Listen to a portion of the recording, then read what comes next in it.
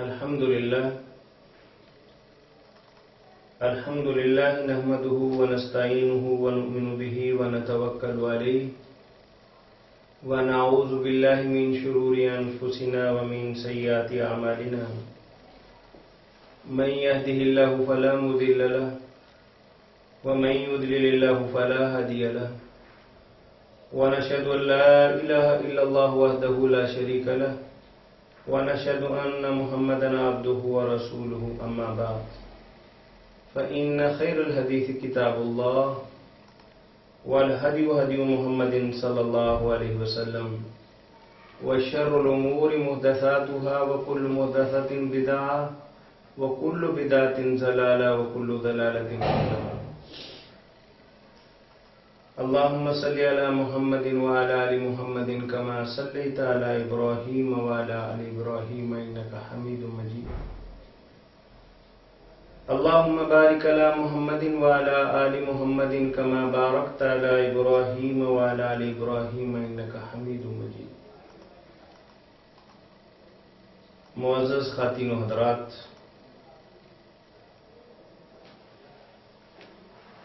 آج کی نشست میں حدیث مبارکہ اور دین اسلام میں اس کی شرعی حیثیت اور اہمیت اور اس کی کچھ اقسام اور اس کے متعلق تھوڑی سی گفتگو ہوگی انشاءاللہ العزیز.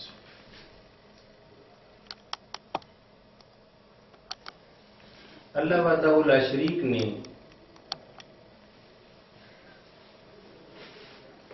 آسمان سے انگنت کتابیں نازل فرمائی ہیں. ان میں سے ایک سب سے آخری کتاب قرآن کریم ہے. قرآن کریم اللہ کی آخری کتاب، سرچشمہ و ہدایت، منبع رشد و خیر. اس کا پڑھنا عبادت اور اس پر عمل کرنا نجات کا باعث ہے اور دنیا کے اندر بھی کامیابی اور کامرانی کا ذریعہ ہے.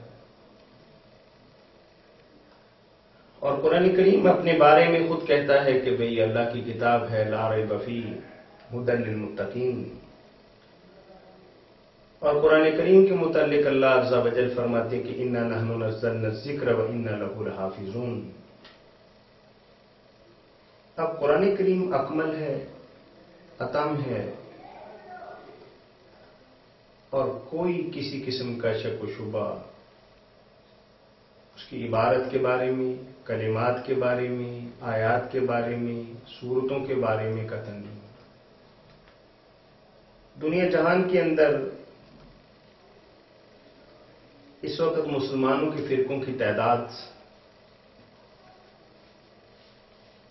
انگنت ہے. ایک ایک مسلک کے اندر درجنوں نہیں سینکڑوں فقہی مسالک پائے جاتے ہیں. لیکن قرآن کریم کی حقانیت اور اس کی صداقت تمام مسالک کے ہاں مسلمہ ہے. اب قرآن کریم جب اپنی الفاظ کے ساتھ، اپنی عبارت کے ساتھ مکمل ہے تو احکامات کے ساتھ بھی، نواہی کے ساتھ بھی مکمل ہے، اس میں تو کوئی شک نہیں. لیکن چونکہ قرآن کریم ایک اجمال ہے، اس کی وضاحت بھی درکار تھی، اس کی تفصیل بھی مطلوب تھی، اور پھر اس کی تمثیل بھی یعنی امتثال کہ عملی شکل بھی ضروری تھی. چونکہ اللہ کا کلام براہ راست انسانوں کے لیے سمجھنا کچھ اتنا آسان نہیں. لاہوتی اور ناسوتی بات اور کوئی جوڑ بنتا نہیں ہے. اس جوڑ کو بنانے کے لیے اللہ وحدہ لا شریک نے قرآن کریم کی وضاحت، تشریح، تمثیل کے لیے اس کائنات کی معتبر ترین ہستی نبی کریم صلی اللہ علیہ وسلم کی ذات گرامی کی شکل کے اندر اس کائنات کے اندر مبعوث فرمائی. امام الہند مولانا ابوالکلام آزاد رحمت اللہ علیہ فرماتے تھے کہ اللہ وحدہ لا شریک نے 2 قرآن نازل کیے. ایک قرآن جو 30 پاروں کا، 114 سورتوں کا اور 6000 سے زیادہ آیات کا مجموعہ ہے، اور ایک قرآن کی عملی شکل اور تفسیر جو حضور نبی کریم صلی اللہ علیہ وسلم کے وجود مبارک کی شکل کے اندر مکہ اور مدینہ کے درمیان چلنے والی مبارک ہستی 23 برس تک جن صبحیں اور جن کی شامیں انسانی معاشرے کے اندر گزریں وہ تھی. عائشہ صدیقہ رضی اللہ تعالی عنہا سے صحابہ اکرام نے عرض کیا کہ اللہ کے نبی صلی اللہ علیہ وسلم کے اخلاق عالیہ کے بارے میں ہمیں بتائیے. تو محترمہ نے فرمایا کہ کیا تم قرآن نہیں پڑھتے؟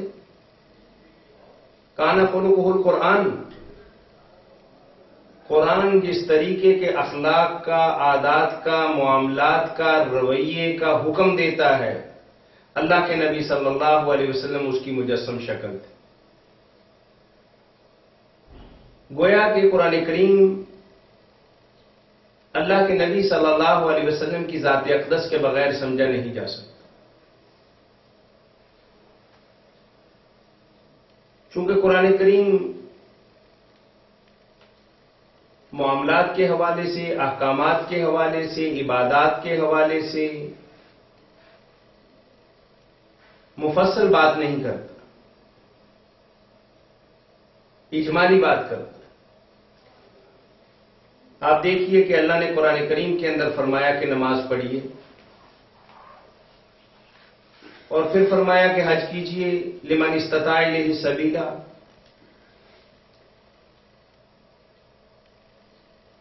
زکوٰۃ کے بارے میں حکم دیجیے کہ اپنے مال میں سے ایک خاص حصہ اللہ کے راستے کے اندر نکالو.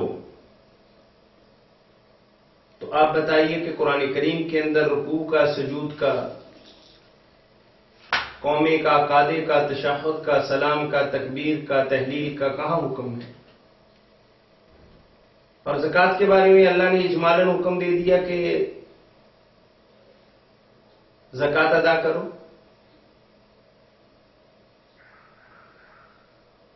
یہ نہیں فرمایا کہ کتنی زکوٰۃ ادا کرو گے. اور پھر ہر چیز کے متعلق کہ بکریوں میں کتنی زکوٰۃ ہے، گائے، بھینس اور دیگر جانور ہوں تو اس کی زکوٰۃ کی تفصیل کیسے ہوگی، اور عربوں کا بدو معاشرہ،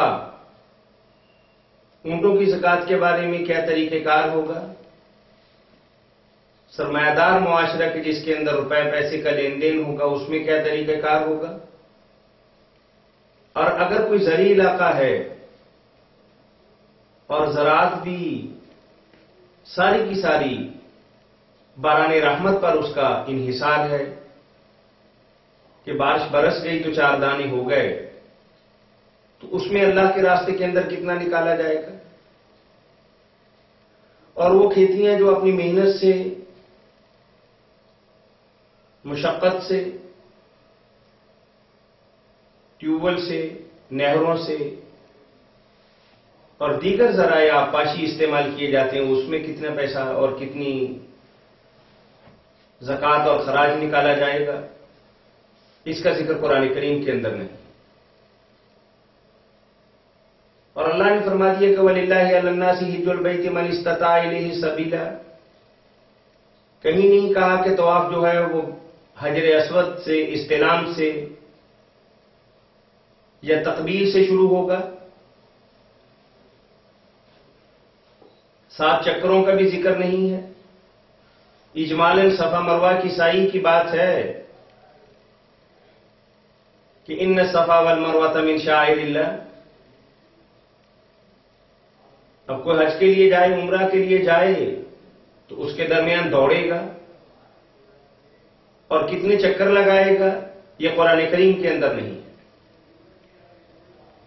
اور پھر اس کے درمیان صفا اور مروہ کے درمیان ایک سبز رنگ کی جگہ ہے، آپ حاجی لوگ جانتے ہیں کہ میلین اخضرین، نشان زدہ جو سبز نشان ہیں، وہاں مرد لوگ تھوڑا سا دوڑتے ہیں اور عورتیں اپنی عام چال چلتی ہیں۔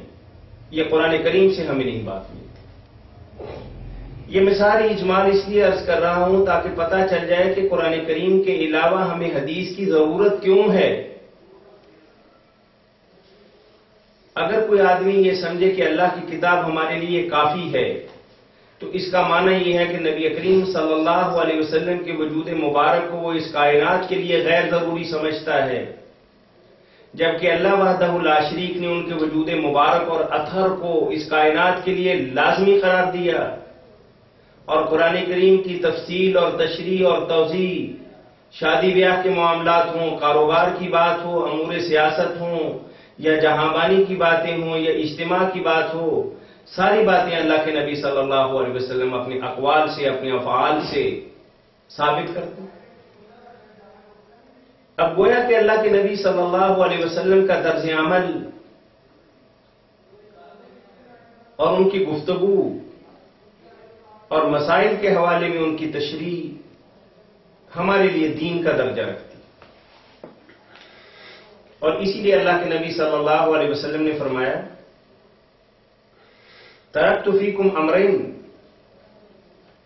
لن تضلوا ما تمسکتم بہما کتاب اللہ و سنت رسولی، ہمیشہ تم ثابت قدم رہو گے، صراط مستقیم پر رہو گے اور گمراہی تمہارے قریب بھی نہیں آئے جب تک تم اللہ کی کتاب اور میرے طرز عمل کو اپنائے رکھو۔ اور آج کے دور کے اندر ایک آدمی یہ سمجھے کہ جب قرآن کریم کے اندر کوئی شک نہیں اور قرآن کریم ایک کامل اور اکمل اور محفوظ ترین کتاب ہے تو پھر حدیث کی کیا ضرورت ہے؟ تو گویا کہ وہ اللہ تعالیٰ کے فلسفہ وحی اور اللہ تعالیٰ کے نظریہ پیغمبری اور اس کائنات کے اندر پیغمبروں کا آنے کا اصل مقصد وہ نہیں سمجھ سکتا۔ وہ اسلام سے بھٹک گیا، راہ راست سے پھر گیا، صراط مستقیم اس کو نصیب نہیں ہوئی، وہ شیطان کے پنجے کے اندر آ گیا۔ اب ہمارے ملک کے اندر بالخصوص اور باقی دنیا کے اندر بالعموم یہ سب سے بڑا فتنہ ہے انکار حدیث، کہ ہمارے لیے قرآن کافی ہے، یہ بات نہیں ہے۔ قرآن کریم بھی اگر تم نے سمجھنا ہے، یہ بات بھی ایک ذہن کے اندر رکھیے گا کہ اگر کوئی آدمی آج اٹھ کے یہ سمجھے کہ میں عربی جان گیا، گرامر پر مجھے عبور حاصل ہو گیا اور زبان کی ندرتیں اور لطافتیں اور باریکیاں میری سمجھ کے اندر آ گئیں، اب میں قرآن کریم کا اپنی عربی دانی کے بل بوتے پر اس کا ترجمہ بھی کر سکتا ہوں، تشریح بھی کر سکتا ہوں، وہ بھی گمراہ ہو جائے۔ کہ آپ دیکھیے کہ 1500 برس سے صحابہ کرام رضی اللہ تعالی عنہم نے نبی کریم صلی اللہ علیہ وسلم سے بات سنی اور اس کی تشریح پیش کی۔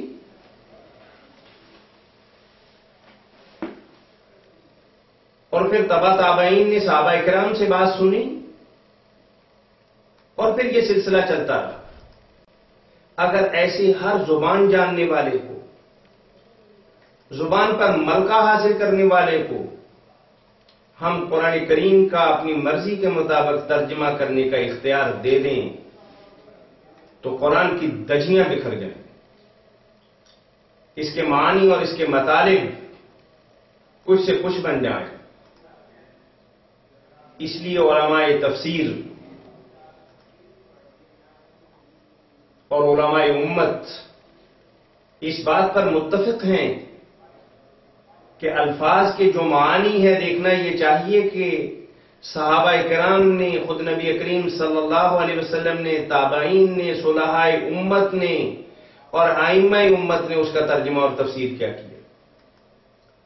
یعنی خالی زبان کے بل بوتے پر قرآن کو نہیں سمجھا جا سکتا، اس کے لیے نبی کریم صلی اللہ علیہ وسلم کی حیات مبارکہ کو جاننا ہوگا،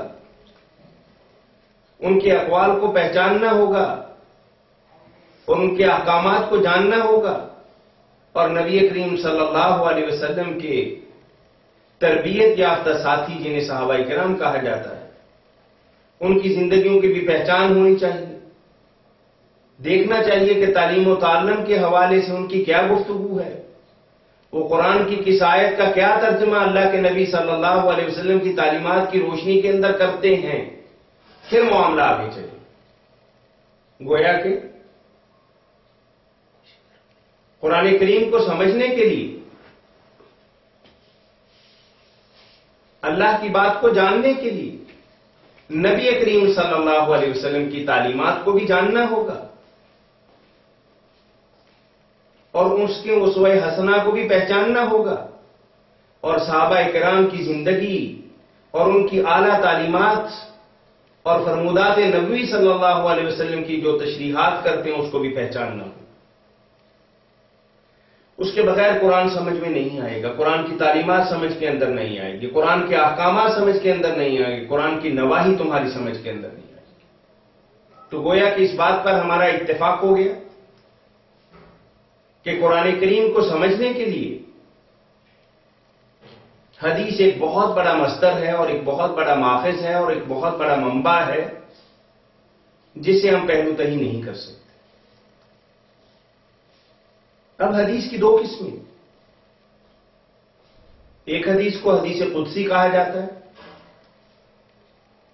اور ایک کو حدیث نبوی صلی اللہ علیہ وسلم کہا جاتا ہے۔ حدیث و قدسی تو وہ ہے کہ جو قرآن نہیں ہے لیکن اللہ کی بات ہے،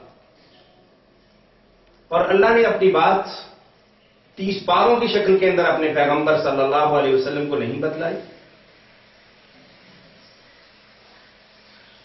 قرآن کے علاوہ جو اللہ نے اپنے نبی صلی اللہ علیہ وسلم کو احکامات یا باتیں بتلائی ہیں جس میں روایت کرنے والے اللہ کے نبی صلی اللہ علیہ وسلم ہیں لیکن بات اللہ کی ہے، لیکن وہ قرآن نہیں۔ یعنی قرآن وہ ہے جو نماز کے اندر پڑھا جاتا ہے، حدیث قدسی نماز کے اندر نہیں پڑھی جاتی اور نہ نماز کے پڑھنے والے کے لیے کوئی کفایت کرتی۔ ہاں الفاظ ضرور اللہ کے ہیں لیکن اس کا درجہ اور اس کا مقام اور اس کی حیثیت اور اس کی منزلت قرآن جیسی نہیں۔ لیکن راوی جو ہیں وہ اللہ کے نبی صلی اللہ علیہ وسلم ہیں، فدا و ابی و امی، اور اس کا متن اور اس کی گفتگو جو ہے وہ اللہ عز و جل کی طرف سے۔ حدیث نبوی ایسی بات، ایسا حکم، ایسی تشریح اور ایسی وضاحت جو اللہ کے نبی صلی اللہ علیہ وسلم نے کی ہو اور صحابہ کرام اور بعد کے اندر آنے والے صلحاء امت اور محدثین اور بزرگوں نے وہ بات ہم تک پہنچائی۔ احادیث قدسیہ اس کی مختلف کتابیں ہیں، اس کی تعداد ہزاروں میں ہرگز نہیں ہے، چند سو ہے، اور چند سو کے اندر بھی جو تعداد بتائی جاتی ہے وہ تقریباً 300 کے لگ بھگ ہے۔ اب آجائیے حدیث نبوی صلی اللہ علیہ وسلم کی طرف. اس کی 3 قسمیں ہیں. ایک قسم تو یہ ہے کہ اللہ کے نبی صلی اللہ علیہ وسلم نے حکم دے دیا کہ یہ کام کرو، جیسا کہ فرما دیا خذوا عنی مناسککم صلوا کما رأیتمونی اصلی. یعنی ان کی گفتگو، نبی کریم صلی اللہ علیہ وسلم کی جو گفتگو ہے اور ان کے اقوال اور ان کے فرمودات اور ان کی زبان اطہر سے نکلنے والے احکامات، اس کو قولی حدیث کہتے ہیں. اور اس کے بعد فعلی ہے کہ اللہ کے نبی صلی اللہ علیہ وسلم نے ایسا کیا، اللہ کے نبی صلی اللہ علیہ وسلم ایسے کھاتے تھے، آپ کی ذات گرامی فلاں چیز کو پسند کرتی تھی، اور صحابی نے دیکھا کہ آپ ایسا کر رہے تھے. یعنی پہلی بات ان کے فرمودات، ان کے احکامات، اور دوسری قسم یہ ہے کہ اللہ کے نبی صلی اللہ علیہ وسلم کے معمولات مبارکہ جو عملی شکل کے اندر امت کے سامنے آئے، قیام ہو، رکوع ہو، سجود ہو،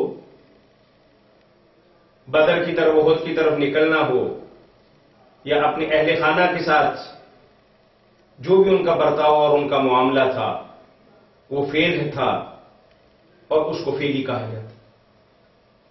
اور ایک یہ ہے کہ اللہ کے نبی صلی اللہ علیہ وسلم نے حکم نہیں دیا یا ممانعت نہیں کی کسی کام کی، اور کسی صحابی نے دیکھا بھی نہیں کہ اللہ کے نبی صلی اللہ علیہ وسلم ایسا کر رہے تھے. لیکن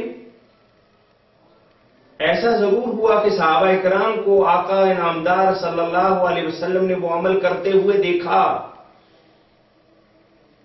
لیکن آپ نے مانا نہیں فرمایا، آپ نے خود نہیں کیا، نہ فرمایا. لیکن صحابہ اکرام ایک عمل کرتے تھے، معاشرے کا حصہ تھے، حرکات و سکنات اللہ کے نبی صلی اللہ علیہ وسلم کے علم کے اندر تھیں. اللہ کے نبی صلی اللہ علیہ وسلم نے دیکھتے ہوئے ان کے بارے میں ان کے عمل سے منع نہیں کی. اس کو تقریر کہتے ہیں. ایک جو میں بات کر رہا ہوں اس کو بھی تقریر کہتے ہیں، اور اس کو بھی تقریر کہتے ہیں کہ اللہ کے نبی صلی اللہ علیہ وسلم نے اس کو برقرار رکھا. جیسے ایک صحابی کہتے ہیں کہ ہم اللہ کے نبی صلی اللہ علیہ وسلم کے عہد مبارک کے اندر کننا نقرع الباب بالاظافر، یعنی کہ ہم دروازہ اپنے ناخنوں کے ساتھ کھٹکھٹایا کرتے تھے، اور آپ نے منع نہیں فرمایا. کچھ اور واقعات بھی آتے کہ صحابہ کرام کے معمولات اور معاملات اللہ کے نبی صلی اللہ علیہ وسلم کے علم کے اندر تھے اور پوری طرح آپ کو پتا تھا، لیکن آپ نے کسی بھی بندے کو یا بندی کو اس کام سے منع نہیں فرمایا. تو اب تک کی ہماری گفتگو یہ ہوگی کہ اللہ کے نبی صلی اللہ علیہ وسلم کی حدیث 3 طرح کی ہے، یا قولی ہوگی، یا فعلی ہوگی، اور یا تقریری ہوگی. اب حدیث کے بارے میں ایک اور بات جو بڑے تواتر کے ساتھ کہی جاتی ہے کہ جو لوگ حدیث کا انکار کرنے والے، کٹ حجتیاں کرنے والے، جان چھڑانے والے، یہ حدیثیں تو بہت بات کے اندر اکٹھی کی گئی، یہ تو ساری جمع کرنے والے اجمی تھے. امام مالک کو دیکھ لیجئے، وہ تو مدینہ کے رہنے والے تھے، لیکن امام بخاری معتبر ترین کتاب کے مالک، الجامع الصحیح البخاری، یہ سمرقند و بخارا کے تھے. ابن نسائی کو دیکھ لیجئے، یہ بھی کسی اور علاقے کے تھے. امام ترمذی ایران کے لگ بھگ کسی علاقے کے تھے، امام مسلم نیشابور کے تھے.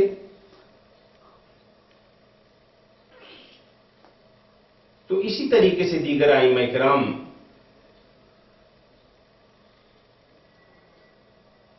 ان کا عرب کے ساتھ کوئی تعلق نہیں تھا. پر یہ بہت بڑا اعتراض کیا جاتا ہے کہ یہ بہت بعد کی کوشش ہے.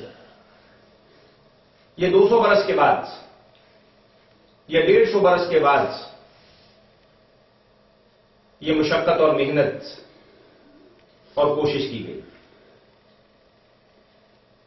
یہ بھی کچھ انجانے کے اندر بات کی جاتی ہے، حقائق سے ہٹ کے بات ہے. صحابہ کرام میں سب سے زیادہ حدیثیں بیان کرنے والے حضرت ابو ہریرہ رضی اللہ تعالیٰ عنہ. ایک صحابی نے یہ کہا کہ ابو ہریرہ تم ایمان بھی بعد میں لائے کہ تم سب سے زیادہ حدیثیں بیان کرتے. آپ نے کہا کہ بالکل درست کہتے. آپ لوگ کیونکہ مدینہ کے اندر رہتے تھے، بیوی بچوں والے تھے، یا مدینہ کے رہنے والے کھیتی باڑی کرتے تھے یا تجارت کرتے تھے. میں درویش اور مسکین آدمی یمن سے آیا ہوا، اللہ کے نبی صلی اللہ علیہ وسلم کا خادم خاص، اور میرا ٹھکانہ، میرا رہنا سہنا مسجد نبوی کے اندر تھا. صحابہ صوفہ میں سے میں تھا. آپ صلی اللہ علیہ وسلم کھانے کے لیے کچھ بھجوا دیتے، میں کھا لیتا. مسجد کے اندر آتے تو لپک کے میں ان کے قریب بیٹھ جاتا. سفر میں اندر جاتے تو میں ان کے ساتھ ہوتا. کوئی بات کرتے تو میں فوراً بات نوٹ کر لیتا. تو خود اللہ کے نبی صلی اللہ علیہ وسلم نے مجھے حکم فرمایا تھا کہ ابو ہریرہ لکھ لیا کر. تحریر کے اندر جو بات لے آتے ہو نا، وہ نقش ہے. اور پھر ایک اور بات بھی ہے، آپ جانتے ہیں کہ عرب معاشرہ اپنے حافظہ کے بل بوتے پر دسیوں بیسیوں سینکڑوں نہیں ہزاروں اشعار اور پورے پورے قبیلوں کا شجرہ نسب اور ان کے حالات زندگی ان کو ازبر یاد ہوا کرتے. لیکن بہرحال پھر بھی لاتعداد روایات اس حوالے سے پیش کی جاتی ہیں کہ صحابہ کرام رضی اللہ تعالیٰ عنہم اللہ کے نبی صلی اللہ علیہ وسلم سے سن کر لکھا کرتے تھے. وہ ایک روایت بھی اس حوالے سے پیش کی جاتی ہے کہ لا تکتبوا عنی. وہ تو اس وقت تک تھا کہ جب قرآن کریم حدیث کے ساتھ خلط ملط نہ ہو جائے. جب یہ شبہ نہ رہا، اللہ کے نبی صلی اللہ علیہ وسلم کاتبین وحی کو بلاتے جب وحی نازل ہوتی تو ان سے فرماتے کہ اس آیت مبارکہ کو فلاں سورہ مبارکہ کے اندر فلاں آیت سے پہلے فلاں سے پہلے اس کو درج کر دو. ایک وقت تک یہ تھا کہ تاکہ یہ اشتباہ نہ ہو، آپس کے اندر التباس نہ ہو، گڑبڑ نہ ہو جائے، یکساں نہ ہو جائے. جب منع کی وجہ ہٹ گئی تو لاتعداد صحابہ کرام کے میں نام ذکر کر سکتا ہوں کہ جو اللہ کے نبی صلی اللہ علیہ وسلم کے فرمودات عالیہ کو لکھ لیا کرتے. آج کی گفتگو کو آج ہم یہیں پہ ختم کریں گے اور انشاءاللہ العزیز کا اس سلسلہ کو لے کر آگے چلیں گے، اس امید اور دعا کے ساتھ کہ اللہ تعالی ہمیں سنت مبارکہ پر صحیح طور پر عمل کرنے کی اور سنت کو سمجھنے کی توفیق عنایت فرمائے. وآخر دعوانا ان الحمد للہ رب العالمین.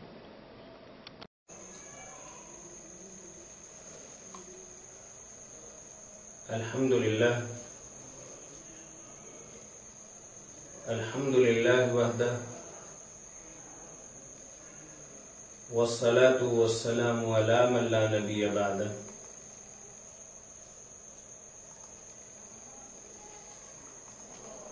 اما بعد، معزز خواتین و حضرات،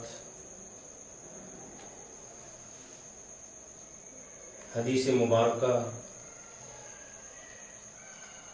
اور دین اسلام میں اس کی تشریح، حکمت، اہمیت اور حیثیت کے متعلق ہم نے کچھ گفتگو کی تھی۔ آج بھی اسی سلسلہ کو لے کر آگے چلتے ہیں۔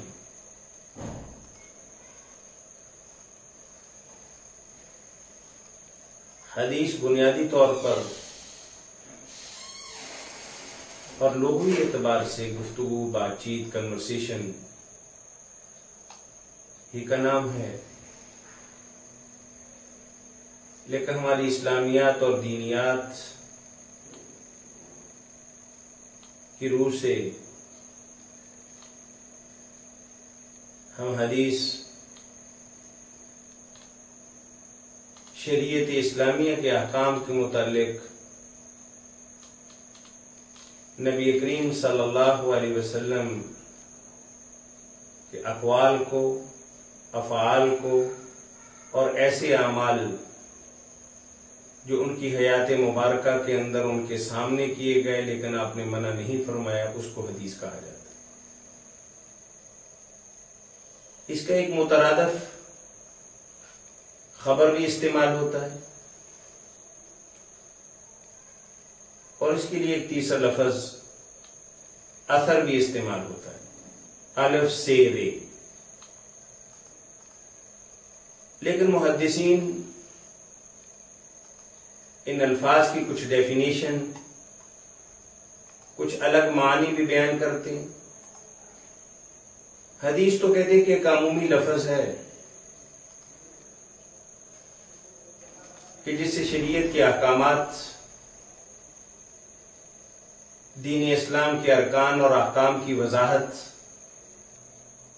حاصل ہوتی ہے، اور خبر یہ ہے کہ جس میں نبی کریم صلی اللہ علیہ وسلم کے عام حالات زندگی اور معمولات مبارک یعنی تاریخی حیثیت کی جو باتیں ہیں اس کو خبر کہا جاتا ہے۔ اور جو میں نے تیسری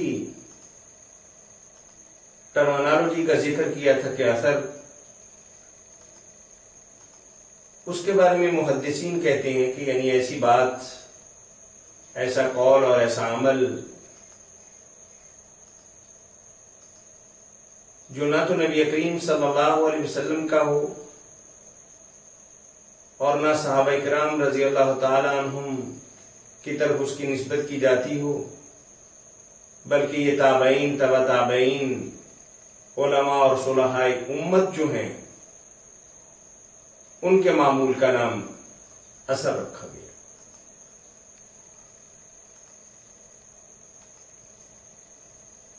حدیث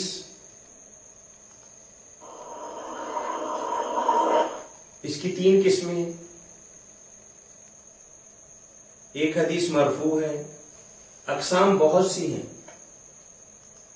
کچھ متن کے اعتبار سے، کچھ سند کے اعتبار سے، کچھ قبول کے اعتبار سے، کچھ سند کہاں تک جاتی ہے اس کے اعتبار سے۔ میں کوشش کر رہا ہوں کہ اجمالی طور پر سب کو تھوڑا تھوڑا ٹچ دیتے ہوئے اپنی بات کو مکمل کروں۔ حدیث کی بنیادی طور پر سند کے اعتبار سے، اور سند کے بارے میں بتاتے چلیں کہ سند کسے کہتے ہیں۔ ہمارے ہاں تو سند کا ایک لفظ وثیقہ کے طور پر، دستاویز کے طور پر، ثبوت کے طور پر، یا بطور وٹنس جو بات ہو اس کو سند کہا جاتا ہے۔ حدیث کی اصطلاح کے اندر سند وہ طریقہ، وہ ذریعہ، وہ واسطہ جس کے ذریعے سند ہم تک پہنچی ہے، اس کو سند کہا جاتا ہے۔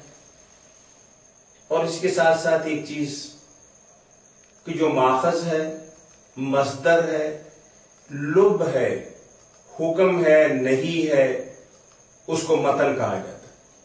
یعنی میتھڈ جو ہے پیغام اور میسج جو ہے اس کو متن کہا جاتا ہے. یعنی سند وہ ذریعہ یا واسطہ یا طریقہ،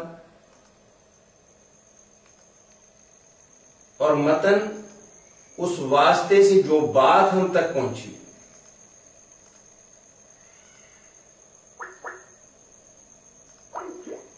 اللہ کے نبی صلی اللہ علیہ وسلم کا ایک فرمان ہے کہ انما الاعمال بالنیات. اب انما الاعمال بالنیات جو ہے اس کو ہم متن کہیں گے کہ یعنی اصل پیغام، اصل بات، اصل گفتگو تو یہ ہے کہ انما الاعمال بالنیات.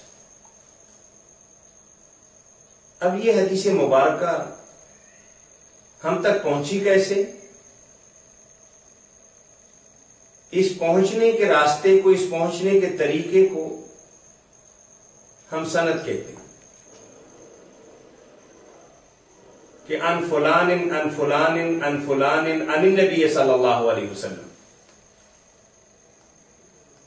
یعنی ایک امام کہتے ہیں کہ یہ بات مجھے فلاں بزرگ نے بتائی، وہ تابعی ہیں یا تبع تابعی ہیں، اور وہ تبع تابعی کہتے ہیں کہ مجھے یہ بات فلاں تابعی نے بتائی، اور وہ تابعی کہتے ہیں کہ مجھے یہ بات فلاں صحابی نے بتائی، اور صحابی کہتے ہیں کہ میں نے اللہ کے نبی صلی اللہ علیہ وسلم سے یہ بات سنی. جیسے کہ حدیث جو میں نے ابھی آپ کے سامنے کوٹ کی ہے، یہ بخاری کے اندر خلیفہ ثانی عمر بن خطاب رضی اللہ تعالیٰ عنہ کے حوالے سے نبی کریم صلی اللہ علیہ وسلم تک پہنچتی ہے. اب حضرت عمر کا، تابعی کا، تبع تابعی کا اور دیگر بزرگوں کا جو سلسلہ ہے اس کو ہم سند کہتے ہیں.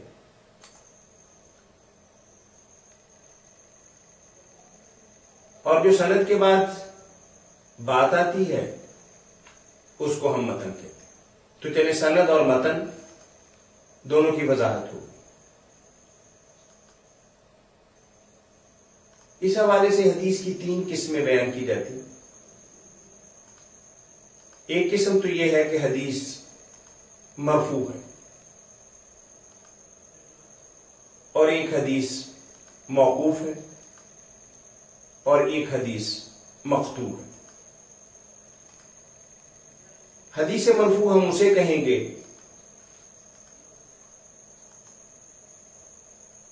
جو نبی کریم صلی اللہ علیہ وسلم کی ذات کے ساتھ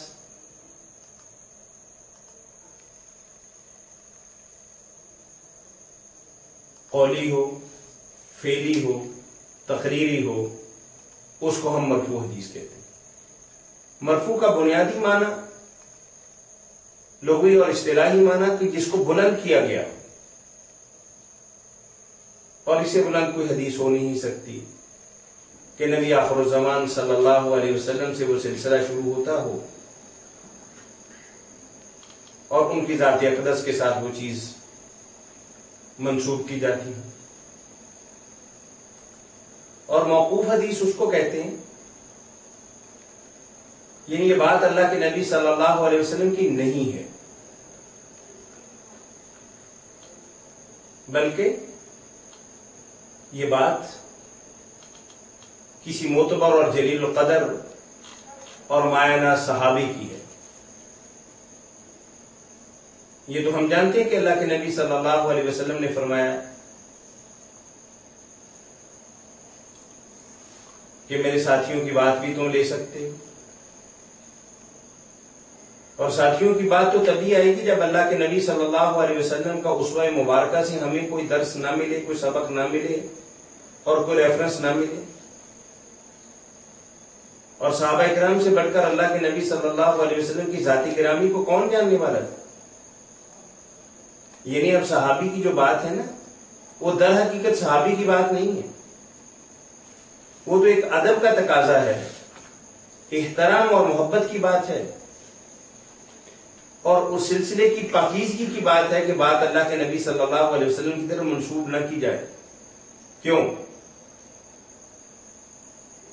آج کے دور کے اندر بدقسمتی سے جتنے بھی اچھے اقوال ہیں، جتنی بھی اچھی باتیں ہیں، وہ دڑا دڑ کہہ دیا جاتا ہے کہ یہ حدیث ہے، اور بعض آدمی انجانے کے اندر بھی یہ بات کہہ دیتے ہیں کہ اللہ کے نبی صلی اللہ علیہ وسلم کا فرمان ہے، قول ہے، یہ ارشاد ہے، جبکہ ایسا نہیں کرنا چاہیے۔ یہ ایک بہت بڑی دین پر زیادتی ہے۔ دین تو لگے بندے اصولوں کا، ضابطوں کا اور طریقوں کا پابند ہے، اور اسی کا ہمیں حکم دیتا ہے۔ بات بہت اچھی ہے، کوئی شک نہیں اس کے اندر، ہم اس کا انکار نہیں کرتے، لیکن ہمیں دیکھنا یہ ہے کہ اللہ کے نبی صلی اللہ علیہ وسلم نے وہ بات فرمائی ہے۔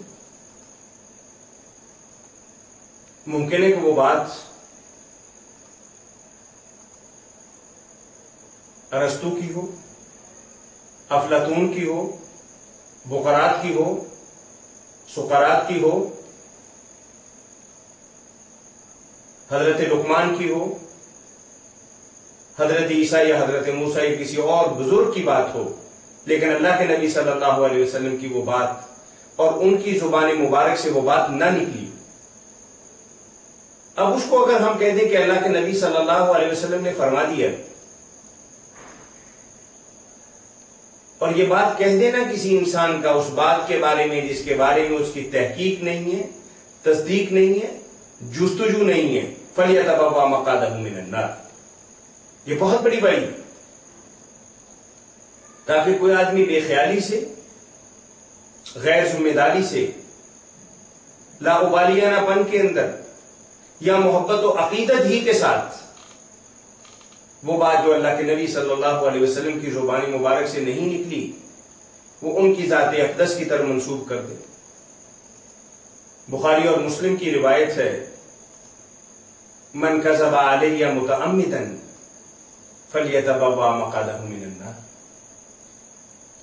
وہ بات جو میں نے نہیں کی، کوئی آدمی جانتے بوجھتے ہوئے اس بات کو میری طرف منسوب کرتا ہے تو جہنم کا ایندھن بنے۔ یعنی دین کے اندر بنیادی بات یہ ہے کہ اس بات کی سند اور اس بات کا ریفرنس اور پروف صحیح طریقے سے، دین جو ہے وہ غیر مستقل بنیادوں پر نہیں کھڑا کیا جا سکتا۔ دین ہی پر تو انسان کی ساری زندگی اور اس دنیاوی زندگی کے بعد اخروی زندگی کا دار و مدار ہے۔ اگر کوئی انسان بے خیالی کے اندر کوئی ایسی بات اپنا لیتا ہے جس کا اللہ کے نبی صلی اللہ علیہ وسلم نے حکم نہیں دیا، لیکن کوئی آدمی اسے اللہ کے نبی کا حکم بیان کر کے دوسرے آدمی کو اپنی طرف متوجہ کرتا ہے اور وہ آدمی اس پر عمل شروع کر دے تو لامحالہ ایک غلط سلسلہ چل رہا ہے۔ ایک صحابی کہتے ہیں کہ جب اللہ کے نبی صلی اللہ علیہ وسلم نے یہ فرمایا کہ من کذب علی متعمدا فلیتبوأ مقعدہ من النار، بڑے پریشان ہوئے۔ اور دوسری طرف یہ بات بھی تھی کہ دعوت و تبلیغ کا کام بھی کرنا، ارشاد بھی کرنا ہے، لوگوں کو اللہ کے دین کی طرف بلانا بھی ہے، اور اللہ کا پیغام اور اللہ کے نبی کی بات کو بھی پہنچانا ہے۔ ہم تو بہت محتاط تھے، پھر اور زیادہ محتاط ہو، اور پھر ایسے ہوتا تھا کہ اللہ کے نبی صلی اللہ علیہ وسلم ہم سے گفتگو کرتے، اور آپ کے تشریف لے جانے کے بعد ہم جو 10 20 50 60 تک آدمی بھی ہوتے تو آپس کے اندر اللہ کے نبی صلی اللہ علیہ وسلم کے جملے، اللہ کے نبی صلی اللہ علیہ وسلم کے کلمات اور آن حضور صلی اللہ علیہ وسلم کی ارشادات غلامی کے الفاظ کو دہرایا کرتے تھے، اور بعض صحابہ کرام کہتے کہ ہم اسے لکھ لیا کرتے تھے تاکہ اتنی بڑی وعید اور اتنی بڑی بات اس کے بعد تو کوئی گنجائش ہی نہیں۔ یہ بات میں اس ضمن کے اندر کر رہا ہوں کہ بعض لوگوں کا یہ نظریہ ہے کہ پہلی صدی ہجری کے بعد احادیث کی تدوین ہوئی ہے، جبکہ ایسا نہیں ہے۔ وہ تو اللہ کے نبی صلی اللہ علیہ وسلم کے سامنے ایک صحابی آئے یمن سے، انہوں نے کہا کہ یا رسول اللہ مجھے لیے لکھ دیا جائے، تو آپ نے صحابہ کرام سے فرمایا کہ اکتبوا لابی شاہ، ابی شاہ اس کا نام تھا، کس کے لیے لکھ دو؟ وائل بن حجر، ان کو اللہ کے نبی صلی اللہ علیہ وسلم نے بے شمار احکامات لکھوائے۔ عمر بن حزم ایک صحابی ہیں، اللہ کے نبی صلی اللہ علیہ وسلم نے یمن والوں کی طرف جو پیغام بھجوایا وہ ان سے لکھوائے۔ اور عمر بن عبدالعزیز، عبداللہ بن عمر رضی اللہ تعالیٰ عنہ کے پاس ایک صحیفہ صادقہ کے نام سے تھا کہ جس میں بے شمار باتیں، دیت کے احکامات، اسلامی شریعت کے احکامات اور اللہ کے نبی صلی اللہ علیہ وسلم کے بعض معمولات اور معاملات کی باتیں اس کے اندر لکھی ہوئی تھی، تاکہ آنے والے وقت کے اندر کوئی خرابی نہ ہو جائے۔ عمر بن عبدالعزیز جب مکہ کے مدینہ کے گورنر بنے، صحیفہ صادقہ کے بارے میں انہوں نے تحقیق کی تو ان کے بچوں سے یہ کتابچہ ملا۔ اس کنسپٹ کو، اس ذہن کو فارغ کر دینا چاہیے کہ احادیث مبارکہ کے مجموعے کو بہت بعد کے اندر اکٹھا کیا گیا۔ ظاہر ہے کہ اس وقت نبی کریم صلی اللہ علیہ وسلم کا وجود مبارک تھا، لوگ ان کے گرد پروانوں کی طرح جیسے شمعدان پہ گرتے ہیں اللہ کے نبی کے ساتھ جڑے رہتے۔ جب نبی کریم صلی اللہ علیہ وسلم اس جہان فانی سے دارالخلد کی طرف چلے گئے، اب صحابہ کرام نے سوچا کہ مدینہ میں رہ کے کیا کریں گے؟ وہ محبوب اور عظیم ہستی تو آئی نظر نہیں آتی، تو کیوں نہ اپنے وطن جایا جائے، اپنے علاقوں کے اندر جایا جائے، کاروبار کو اور اپنی زندگی کو عام معمولات کے مطابق گزارا جائے۔ اب جس مشن کے لیے، جس مقصد کے لیے، جس کاز کے لیے انہوں نے مدینہ منورہ کے اندر قیام فرمایا تھا، وہ مقصد تو ان کا نکل گیا۔ اب مدینہ منورہ کے اندر ان کا رہنا ان کے اپنے نظریے کے مطابق کچھ اتنا بہتر نہیں تھا۔ کوئی یمن چلا گیا، کوئی شام چلا گیا، کوئی دمشق چلا گیا، کسی نے کوفہ اور بصرہ کے اندر ڈیرے جمائے، اور کوئی اندلس چلا گیا، کوئی دنیا کے کسی اور خطے کے اندر چلا گیا۔ اب ضرورت پیش آئی کہ وہاں جا کے اللہ کے نبی صلی اللہ علیہ وسلم کے احکامات لوگوں کو بتائے جائیں۔ اب اس کے لیے علم حدیث کا جو قانون ہے، علم حدیث کا جو فن ہے اور علم حدیث کی جو تاریخ ہے وہ ربط کی گئی۔ اور یہ اتنا بڑا فن ہے کہ 12-15 ہزار صحابہ کرام کے، ان کے نام کے ساتھ، ان کی کنیت کے ساتھ، ان کی اولادوں کے ساتھ، ان کے حسب نسب کے ساتھ، ان کے ایمان لانے کی کیفیت کے ساتھ، اور کب تک وہ رہے، اللہ کے نبی صلی اللہ علیہ وسلم کے ساتھ کتنی جنگوں کے اندر شریک ہوئے اور ان کے کیا معمولات اور معاملات تھے، یہ رجال کی کتابوں کے اندر لکھے ہوئے۔ اور ان 12-15 ہزار صحابہ کرام کے ساتھ ساتھ اس امت مسلمہ کے اندر 6 لاکھ انسانوں کی زندگی کا تذکرہ لکھا ہوا کہ فلاں آدمی کیسا ہے، اس کا چال چلن کیسا ہے، کاروبار کے اندر کیسا ہے، گفتگو کا معیار کیا ہے، امانت و دیانت کا اس کا رویہ کیا ہے۔ یہ ساری باتیں 6-7 لاکھ انسانوں کی جو ہیں وہ کتب رجال کے اندر آپ کو ملیں۔ یہ اتنا بڑا علم صرف اس لیے وضع ہوا کہ اللہ کے نبی صلی اللہ علیہ وسلم کی طرف کی گئی بات کہیں غلط تو نہیں۔ اور امام بخاری رحمت اللہ علیہ اور امام مسلم رحمت اللہ علیہ بڑی کٹھن، بڑی مشکل شرائط کے ساتھ انہوں نے احادیث کو جمع کی۔ یعنی امام بخاری کی بات دیکھیے، امام بخاری کی کتاب کو کیوں اصح الکتاب بعد کتاب اللہ کا لقب دیا جاتا ہے؟ یعنی 9000 کچھ حدیثیں اس کے اندر ہیں، جبکہ ٹوٹل 2602 حدیثیں ایسی ہیں کہ جو تکرار کے بغیر،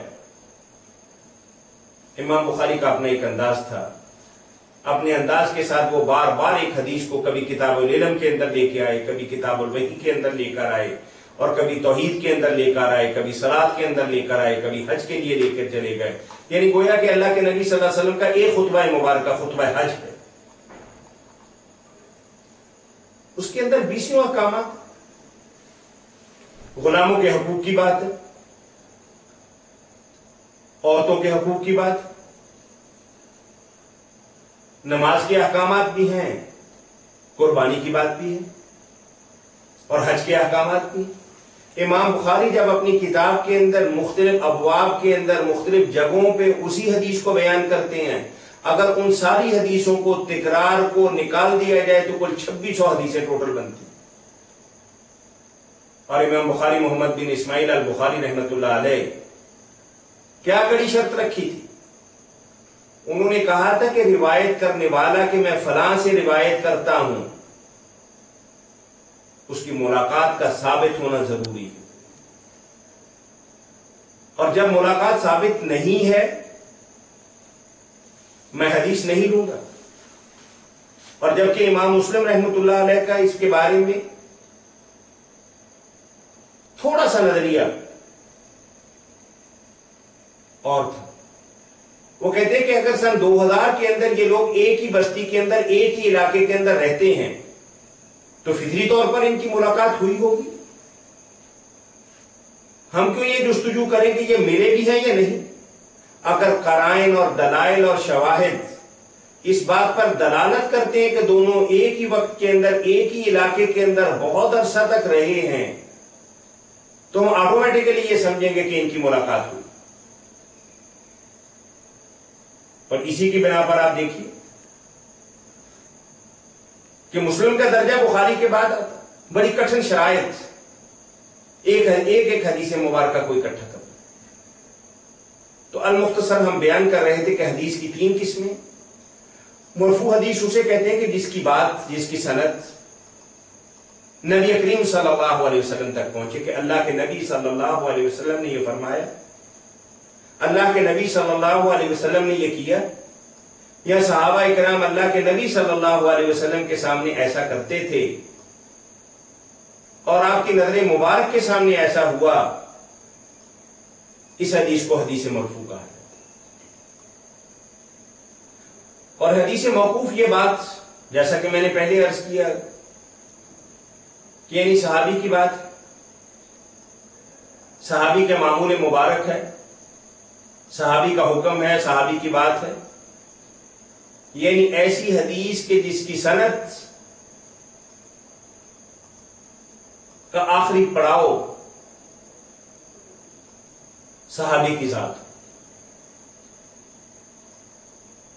اور وہ صحابی کے افعال کے ساتھ، اس کے اقوال کے ساتھ، اس کے معمولات کے ساتھ ہی بات ختم ہو جائے، اسے حدیث موقوف کہا جائے. اور پھر اسی حوالے سے سند کے حوالے سے ہم بات کریں، متن کی بعد میں بات کریں. مکتوب بنیادی طور پر کٹی ہوئی کو کہتے ہیں، لیکن یہاں کٹی ہوئی کا معنی نہیں، کیونکہ محدثین کی اپنی اصطلاحات ہیں. جیسے امام بخاری کی کتاب کو صحیح بخاری کہا جاتا ہے، تو کیا باقی کتابوں کو غلط کہا جائے؟ نہیں، ایسی بات نہیں ہے. کہ صحیح کا معنی کہ یعنی ایسی کتاب جس کی اپنی شرائط ہو، جس کے اپنے احکامات ہو، جس کا اپنا ایک طریقہ کار ہو، اس کو صحیح کہا جاتا ہے. اور دوسروں کی بھی صحیح ہو سکتی، غلط کا بھی امکان ہے، لیکن اس صحیح سے مراد آلٹرنیٹ باقی کتابوں کے بارے میں غلط کا کنسپٹ نہیں. اب مکتوب اس حدیث کو کہا جاتا ہے کہ بات اللہ کے نبی صلی اللہ علیہ وسلم تک بھی نہیں پہنچی اور بات جو ہے وہ صحابی تک بھی نہیں پہنچی. اب یہ ہے کہ عبداللہ بن مبارک کا یہ عمل تھا، حضرت نافع کا یہ طریقہ کار تھا، یا فلاں تابعی جو تھے وہ ایسا کرتے تھے. اور تابعی بھی عام تابعی نہیں، امام حسن بصری جیسے جلیل القدر تابعی، مایہ ناز تابعی، کہ جن کی عدالت پر، ثقافت پر اور کردار پر کوئی شک نہ کیا جا سکے. پوری دنیا آسمان کے سورج اور چاند اور تاروں کی طرح انہیں چمکتا اور دمکتا ہوا اور پاک اور صاف سمجھتے تھے۔ یہ تو بات ہوگی سند کے اعتبار سے۔ اب متن کے اعتبار سے بھی حدیث کی 3 قسم۔ متن ہم نے کہا تھا کہ لب، مغز، میسج، وہ گفتگو جو ان ہستیوں کی طرح منسوب کی جاتی ہے، وہ فعل جو ان کی طرح منسوب کیا جاتا ہے، اس میں ایک صحیح ہے، ایک حسن ہے اور ایک ضعیف۔ صحیح اس کو کہتے ہیں کہ جس کے ہر وقت روایت کرنے والے ذمہ دار ہوں،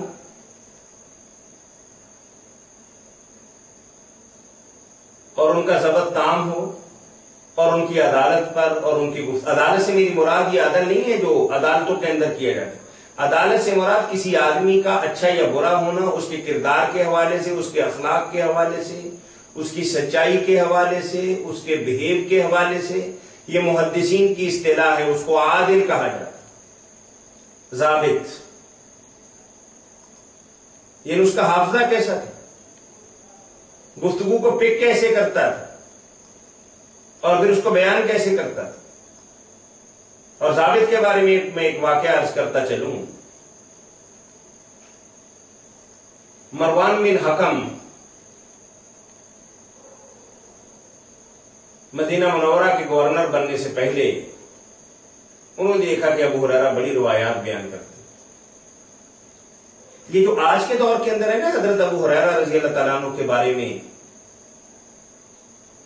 حدیث کے حوالے سے بات کیا جانے، اس دور کے اندر بھی تھا، اور بعض صحابہ اکرام بھی کرتے تھے۔ میں نے کل بھی عرض کیا کہ انہوں نے کہا کہ بھئی میرے بیوی بچے نہیں تھے، میرا کوئی کاروبار نہیں تھا، میری زراعت اور تجارت بھی نہیں تھی، تو میں تو خاک سارے رسول تھا، آج کے رسول تھا، اور اللہ کے نبی صلی اللہ علیہ وسلم ہی ہماری کفالت فرمایا کرتے تھے، اصحاب صفہ میں سے تھا، میرا اوڑھنا اور بچھونا اللہ کے نبی صلی اللہ علیہ وسلم کی ذات گرامی تھی۔ آپ لوگوں کے تو کچھ اور بھی کام ہوں گے نا۔ میرے معمولات مبارکہ کے اندر سب سے فرسٹ پرائرٹی جو تھی وہ اللہ کے نبی صلی اللہ علیہ وسلم کی ذات گرامی تھی۔ اب مروان حج کے موقع پر حضرت ابو ہریرہ سے کہا کہ میں نے کچھ حدیثیں آپ سے سننی ہیں، ہمیں کچھ حدیثیں بیان فرمائیں، اور اپنے کاتب اور اپنے منشی اور اپنے سیکرٹری اور اسسٹنٹ کو کہا کہ پردے کے پیچھے یہ باتیں تم لکھتے رہے، بولتے رہے، سنتے رہے، مجلس برخاست ہو۔ اگلے سال پھر آئے، حضرت ابو ہریرہ کو بلایا اور ان سے کہا کہ آپ سے وہ باتیں جو ہم نے پچھلے سال سنی تھی وہ آج پھر سننا چاہتے ہیں، تو آپ ہمیں وہ باتیں بتائیں۔ حضرت ابو ہریرہ اور کاتب جس نے پہلے لکھا تھا، گورنر مدینہ نے اسے کہا کہ وہ کتاب نکال لو، ہم گفتگو کر دیں، آپ اسے ٹیلی کرتے جانا، میچ کرتے جانا، دیکھتے جانا۔ اور لمبی چوڑی گفتگو ہوئی، اور آخر کے اندر لامحالہ گورنر مدینہ کو یہ بات کہنی پڑی کہ آپ کی 1 سال پہلے والی گفتگو اور آج کی گفتگو کے اندر کسی ایک حرف کی بھی کمی بیشی نہیں۔ یہ حافظے کا کمال تھا، اللہ تعالیٰ کی خاص عنایت تھی، اور یہ مہربانی تھی۔ تو المختصر ہم بات کر رہے تھے کہ حدیث کے سند کے اعتبار سے 3 قسمیں، صحیح ہے یعنی مرفوع ہے، موقوف ہے اور مقطوع، اور متن کے اعتبار سے بھی 3 باتیں کہ صحیح ہے یعنی عادل، ضابط ہر دور کے اندر، اور حسن۔ الحمدللہ الحمدللہ رب العالمین، والصلاة والسلام علی سید الانبیاء والمرسلین، وعلی آلہ واصحابہ ومن تبعہم بإحسان الی یوم الدین، اما بعد۔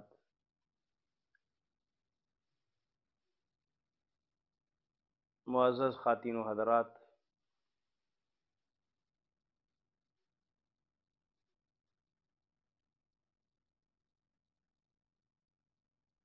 اللہ کے نبی صلی اللہ علیہ وسلم کا فرمان ہے کہ بنی الاسلام علی خمس،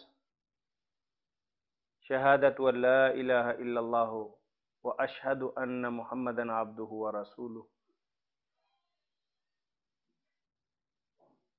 یعنی اسلام کی بنیاد 5 چیزوں میں ہے۔ پہلی بات توحید، پھر نماز، پھر روزہ، پھر حج اور زکوٰۃ۔ اور آپ جانتے ہیں کہ توحید کے اندر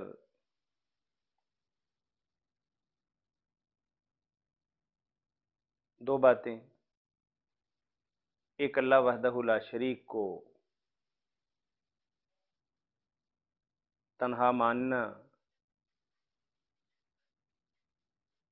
اور خالصتاً اسی کی عبادت کرنا اور اسی سے اپنی امیدیں، آرزوئیں اور تمناؤں کی تکمیل چاہنا،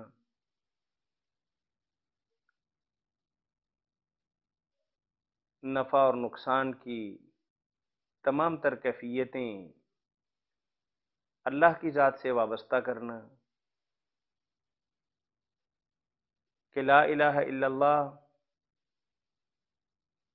کہ اللہ کے علاوہ کوئی معبود برحق نہیں، کوئی بندگی کے لائق نہیں، کوئی عبادت کا مستحق نہیں، اور کسی کے سامنے انسان کی پیشانی اور اس کا سر نہیں جھکنا چاہیے، اور اللہ کی ذات کے علاوہ کسی کے سامنے انسان کا دامن اور ہاتھ نہیں پھیلنا چاہیے، اور اللہ ہی کو کائنات کے تمام امور کا مالک سمجھنا اور کسی اور کو اللہ کی بادشاہت کے اندر شریک نہ کرنا اور سانجیدار نہ بنانا، یہ توحید ہے۔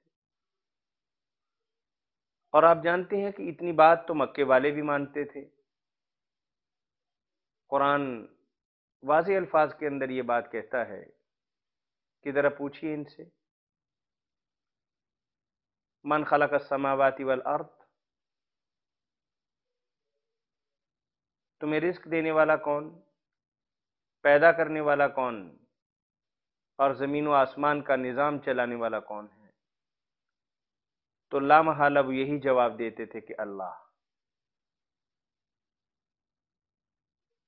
یعنی اگر کوئی آدمی اللہ کا انکار کرے وہ تو کافر ہو گیا، لیکن وہ اللہ کا اقرار کرتے تھے، اللہ کو مانتے تھے، لیکن اپنے کچھ بندوں کو، کچھ ہستیوں کو، کچھ بتوں کو اور کچھ دیوی اور دیوتاؤں کے بارے میں ان کا نظریہ یہ تھا کہ اللہ کے ساتھ ان کا سانجیداری ہے، اللہ کے معاملات کے اندر ان کا بھی کوئی ہاتھ ہے، یا اللہ کے ہاں ان کا بڑا مرتبہ اور مقام اور حیثیت اور رتبہ ہے، ہم ان کے سامنے گزارش کریں گے اور یہ اللہ کے سامنے ہماری جو عرضی ہے اور عرضداشت جو ہے اور گزارش جو ہے وہ پیش کر دیں۔ وما قدر اللہ حق قدری ہی، اللہ کو انہوں نے نہیں پہچانا کہ اللہ عام انسانوں کی طرح نعوذ باللہ نہیں ہے، کہ سارا دن کام کر کے شام کو تھک جائے، دوپہر کو قیلولہ کر لے، کبھی بیمار ہو جائے اور کبھی راحت و آرام کے لیے رخصت پر چلا جائے۔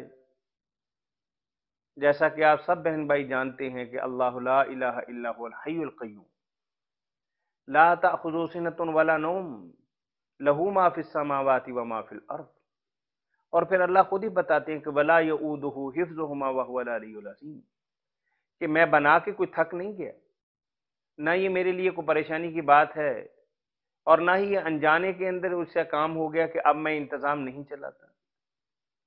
پوری کائنات اللہ کے سامنے ایسی سمجھے کہ ایک انسان میں مثال دے رہا ہوں، ایک رائی کا دانہ اپنی ہتھیلی پہ رکھ لے، یہ میں بطور مثال یہ بات کر رہا ہوں، لیس کمثلہ شیء وہو السمیع البصیر، یعنی پوری کائنات کی مثال آپ یہ سمجھیں کہ رائی کے دانے کے برابر ہے کسی کی ہتھیلی پر. جیسے وہ رائی کا دانہ کسی انسان کی نظر کے سامنے ہے، ایسی پوری کائنات، زمین ہو، آسمان ہو، اور زمین کی تہ کے اندر یا آسمان کی بلندیوں کے اندر، پہاڑوں کے اندر اور وادیوں کے اندر، اللہ ہر چیز کو جاننے والا. اور توحید کا دوسرا جز کیا ہے؟ وَأَشْهَدُ أَنَّ مُحَمَّدَ رَسُولُ اللَّهِ. اب محمد صلی اللہ علیہ وسلم کو اللہ کا رسول اور پیغمبر ماننا، یہ کیا چیز ہے؟ کہ یعنی ہم پیغمبر بھی مانیں اور اللہ کے نبی کی بات بھی نہ مانیں، اسے رسول بھی گردانیں اور اس کے اسوہ حسنہ کو اپنائیں بھی نہ، اور ہم یہی کہیں اپنے طور پر کہ بھی اللہ کی کتاب ہمارے لیے کافی ہے. کفانا کتاب اللہ. یعنی ہمارے لیے اللہ کی کتاب جو 30 پاروں کے اندر ہے، یہ ہماری رہنمائی کے لیے کافی ہے. جب اللہ نے ایک کتاب نازل کر دی اور اللہ اپنی کتاب کے بارے میں کہتا ہے کہ اس سے بہتر کتاب کائنات کے اندر نہیں ہو سکتی، ھدی للمتقین، تو پھر کیوں ہم دائیں بائیں دیکھیں؟ یہ ایمان کے منافی بات ہے، توحید کے بھی منافی بات ہے. رسالت کو بہت بات کی بات آئے گی. یعنی ایک آدمی بنیادی طور پر اپنے کلمہ طیبہ کے اندر اللہ کے ساتھ اقرار کرنے کے اندر، اسلام کے اندر داخل ہونے کے لیے یہ بات کہتا ہے کہ لا الہ الا اللہ محمد رسول اللہ. یعنی اللہ کو ایک جاننا اور اللہ کی وحدانیت کو ماننا اور اللہ کے کمالات اور اجازات اور ساری اس کی کبریائی کا ایمان اور یقین رکھنا، اور اس کے اندر ذرہ برابر بھی کسی انسان کے دل دماغ کے اندر کوئی اور بات آ جائے تو توحید کے تقاضے پورے نہیں ہوں گے، توحید ناقص رہ جائے گی. دنیا کے اندر آپ کوئی جرم کر لیں، اللہ معاف کر دے، لیکن شرک کہ اللہ کی پگڑی اتار کے کسی اور کے سر پہ سجا دو، اللہ کی بادشاہت کسی اور کو بانٹ دو، ایسا ہرگز نہیں ہو سکتا. اور دوسرا جز جو ہے وہ محمد رسول اللہ کے ساتھ وابستہ ہے کہ توحید کے اندر تمہیں اس رسالت کو ماننا ہوگا، نبوت کو ماننا ہوگا. اور ماننے کا معنی کیا ہے؟ کہ اللہ کے نبی کو پیغمبر تو مانا جائے، لیکن یہ کہا جائے کہ ہم اس کی بات کو نہیں مانیں گے، حدیث کی ہمیں ضرورت نہیں، سنت کے بغیر بھی ہمارا گزارا ہو جائے گا. جب اللہ کی کتاب ہمارے سامنے ہے تو ہم اللہ کی کتاب سے کام چلا لیں گے. تو اٹ مینز کہ وہ اللہ کی بات کا، اللہ کی توحید کا، پہلے کلمے کا اور پہلی بات کا اور پہلے رکن کا اور پہلے ستون کا وہ انسان انکار کرتا ہے. یعنی اللہ وحدہ لا شریک نے توحید کے ساتھ رسالت کو جوڑ دیا، اس کو ایک ہی چیز بنا دی. یعنی اللہ کو ماننا، اللہ کی کتاب کو ماننا، اللہ کو ماننا، اللہ کی ہستی کا اقرار کرنا، اللہ کو ماننا، اس کا نافع اور ضار تسلیم کرنا، اللہ کو ماننا، اس کا رازق اور شافع تسلیم کرنا، اللہ کو ماننا، تمام انبیاء کرام کو ماننا. یعنی جب آدمی اللہ کی ذات کو مانے گا اور پھر اگر کسی ایک کتاب کا بھی انکار کرتا ہے تو گویا کہ اللہ کا انکار کرتا ہے. وہ لا کہے کہ میں توحید کے تقاضے پورے کر رہا ہوں، میں اللہ کی وحدانیت کو تو مانتا ہوں لیکن میں تورات کو اللہ کی کتاب نہیں مانتا، میں انجیل کو اللہ کی کتاب نہیں مانتا، میں زبور کو اللہ کی کتاب نہیں مانتا، لیکن میں اللہ کو مانتا ہوں. تو اس کا معنی یہ ہے کہ اللہ کو نہیں مانتا. اگر وہ اللہ کو مانتا تو اللہ کے اجازات اور اللہ کے کمالات اور اللہ کی ہستی اور اللہ کا وجود اور اللہ کی جو کمالات ہیں ان سب باتوں کو مانتا، اور اللہ کے ارسال کردہ پیغمبروں کو بھی تسلیم کردہ اور اللہ کے احکامات کو بھی مانتا اور اللہ کی نازل کردہ کتابوں پر بھی ایمان لاتا. گویا کہ توحید جو ہے وہ رسالت اس کے اندر شامل ہے. توحید جو ہے اس کے اندر فرشتوں پر ایمان لانا شامل ہے. توحید جو ہے اس کے اندر پیغمبروں کو ماننا اس کے اندر شامل ہے. گویا کہ توحید اپنے معنی کے اندر ایک وسیع چیز ہے. یہ باقی چیزیں ثانوی حیثیت رکھتی ہیں، جزوی چیزیں ہیں، اور جزوی چیزیں ساری کی ساری کل کے اندر داخل ہیں. ایک آدمی یہ بات کہے کہ میں اللہ وحدہ لا شریک کو تو اللہ مانتا ہوں، پروردگار بھی مانتا ہوں، نافع اور ضار بھی تسلیم کرتا ہوں، رازق اور شفا دینے والا، بیٹے اور بیٹیاں دینے والا، صحت و تندرستی دینے والا اور مشکل کشائی کرنے والا، حاجت روائی کرنے والا، دنیا جہان کی ساری صفتیں جو اللہ کی ہونی چاہیے وہ اللہ میں مانتا ہے، لیکن اللہ کے پیغام کو نہیں مانتا، اللہ کی بات کو نہیں مانتا، اللہ کے پیغمبروں کو، اللہ کی کتابوں کو، اللہ کے فرشتوں کو نہیں مانتا اور اس کا انکار کرتا ہے، تو گویا کہ وہ براہ راست اللہ ہی کا انکار کرتا ہے۔ تو گویا کہ رسالت کو ماننا اللہ کو ماننا ہے، اور اللہ وحدہ لا شریک نے یہ بات فرما دی، قل ان کنتم تحبون اللہ فاتبعون۔ بھی دیکھو اللہ تک میرے بغیر تم نہیں پہنچ سکتے۔ اللہ کو کس نے جانا؟ 10-20 ہزار برس پہلے فلسفی ایک نظریہ بناتے، آنے والا فلسفی اس فلسفے کو توڑ دیتا ہے، اس نظریے کو ختم کر دیتا ہے۔ یہ پیغمبر ہی ہیں جنہوں نے صحیح طور پر اللہ کی ذات کو پہچانا اور اللہ کا ادراک کیا، انہی کے ذریعے تو ہم اللہ تک پہنچے، اور انہوں نے آ کے بتایا کہ ایک تمہارا رب ہے، اسی نے تمہیں وجود بخشا اور تمہارے جسم کے اندر روح ڈالی، اور اسی کے حکم کے ساتھ تم چلتے پھرتے اٹھتے بیٹھتے گفتگو کرتے سنتے اور دیکھتے ہو۔ یہ ساری اللہ کی عطا کردہ نعمتیں ہیں۔ یہ کس نے ہمیں بتایا؟ اور کس نے ہمیں بتایا کہ جنت ہے اور جہنم ہے؟ اور کس نے بتایا کہ فرشتے اللہ کے عرش کو تھامنے والے ہیں؟ اور کس نے بتایا کہ جہنم کے اندر یہ مناظر ہوں گے اور یہ باتیں ہوں گی؟ اور کس نے ہمیں بتایا کہ جنت کے اندر اللہ کی طرف سے یہ خوشنودی ہوگی اور یہ نعمتیں ہوں گی اور یہ بہاریں ہوں گی اور یہ لذتیں ہوں گی اور یہ عنایتیں ہوں گی اور یہ انوار الہی کی بارش تمہارے اوپر ہوگی؟ یہ کس نے بتایا تمہیں؟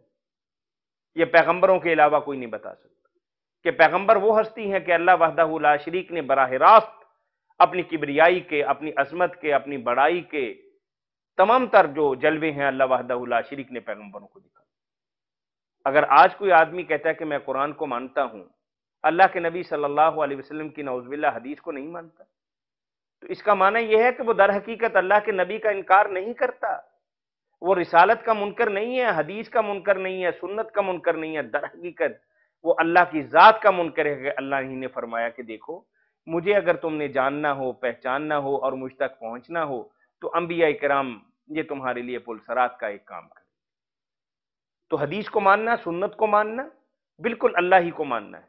اللہ نے یہ بتا دیا ہمیں کہ بھئی دیکھو کہ یہ قرآن کریم کے احکامات ہم نے اجمالاً ایک تمہیں حکم دے دیے، اب اس حکم کی تشریحات جو ہیں وہ اپنے پیغمبر کے ذریعے ہم تم سے کروا رہے ہیں، اور اللہ وحدہ لا شریک نے پھر پیغمبر کے بارے میں بھی فرما دیا کہ بھئی دیکھو دیکھنے میں یہ تمہارے جیسا ہے، تمہاری طرح کھاتا اور پیتا، گلیوں اور محلوں کے اندر چلتا پھرتا ہے، کبھی کبھار تمہاری طرح بیمار بھی ہو جاتا ہے، خوش بھی ہوتا ہے، غمگین بھی ہوتا ہے، بھوک بھی لگتی ہے، پیاس بھی لگتی ہے، رنجیدہ بھی ہوتا ہے اور خوش بھی ہوتا ہے، لیکن اسے اپنے جیسا نہ سمجھنا، یہ براہ راست ہماری نگرانی کے اندر ہے، ہماری ہدایت کے اندر ہے، ہمارے حصار کے اندر ہے۔ ہم اس کو بات بتاتے ہیں، اس کو سمجھاتے ہیں، پھر یہ تم تک آ کے پہنچاتا ہے، اور یہ کوئی اپنی مرضی سے بولتا ہے؟ اس کا بولنا قرآن ہے، اس کا بولنا دین ہے، اس کا بولنا تمہارا ضابطہ اخلاق ہے۔ وَمَا يَنطِقُ عَنِ الْهَوَىٰ إِنْ هُوَ إِلَّا وَحْيٌ يُوحَىٰ۔ عمرو بن العاص صحابی ہیں، تو ایک صحابی ان سے کہنے لگے کہ یار تم اللہ کے نبی صلی اللہ علیہ وسلم سے ہر وقت جو بات کو کرتے ہیں تم لکھ لیتے ہو، خدا کا خوف کرو۔ اللہ کے نبی صلی اللہ علیہ وسلم کبھی غصے میں بھی ہوتے ہیں، کبھی غمگین بھی ہوتے ہیں، کبھی خوشگپیاں بھی کر رہے ہوتے ہیں، کبھی کسی اور طرح کا ماحول، کبھی کسی اور طرح کا ماحول، اور تم جٹ سے قلم پکڑتے ہو، کاغذ پکڑتے ہو، لکھنا شروع کر دیتے ہو۔ ایسا نہ کیا کرو۔ صحابی یہ بات کہہ کے چلا گیا، تو جس صحابی سے یہ بات کہی گئی وہ اللہ کے نبی صلی اللہ علیہ وسلم کے پاس گیا کہ میرے ساتھی میرے اوپر یہ اعتراض کرتے ہیں کہ میں آپ کی ہر بات لکھ لیتا ہوں، جو کلمہ بھی آپ کی زبان اقدس سے نکلتا ہے میں قلم و کرتاس کے ذریعے اسے ضبط کر لیتا ہوں، لکھ لیتا ہوں، محفوظ کر لیتا ہوں۔ اب میرے دوست نے، میرے بھائی نے، میرے ساتھی نے یہ اعتراض کیا ہے، آپ صلی اللہ علیہ وسلم نے اپنے ہونٹوں کو پکڑ کے کہا کہ میرے داہنے مبارک سے جب بھی بات نکلے گی حق نکلے گی، لکھا کرو۔ تو گویا کہ اس سے پہلے قرآن نے یہ وحی دے دی کہ اللہ کے نبی صلی اللہ علیہ وسلم کی زبان اقدس سے کوئی بھی اگر جملہ نکلتا ہے وہ وحی سمجھو۔ وحی کی دو ہی قسمیں ہیں نا، ایک جلی ہے اور خفی ہے۔ جلی تو یہ ہے کہ جبریل امین لے کر آ گئے، اور خفی یہ ہے کہ اللہ وحدہ لا شریک نے اپنے پیغمبر اور رسول اور نبی کے دل کے اندر ایک بات کا القاء کر دی اور نبی نے اس بات کو فرما دیا۔ اور آپ جانتے ہیں کہ اللہ کے نبی صلی اللہ علیہ وسلم نے کبھی بھی بے شمار معاملات کے اندر آپ دیکھیں کہ اللہ کے نبی صلی اللہ علیہ وسلم خاموش ہیں۔ کیوں؟ بولنے کی اجازت نہیں، یہ عام معاملہ نہیں ہے، یہ اساسی اور بنیادی بات ہے۔ اور آپ پڑھتے ہیں 28واں پارہ،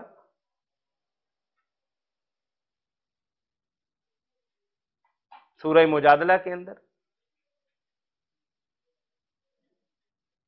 وَتَشْتَكِي إِلَى اللَّهِ، کہ شکوہ شکایت ہو رہا، وَهُوَ يُحَاوِرُهَا، آپس کے اندر تبادلہ خیالات ہو رہا ہے۔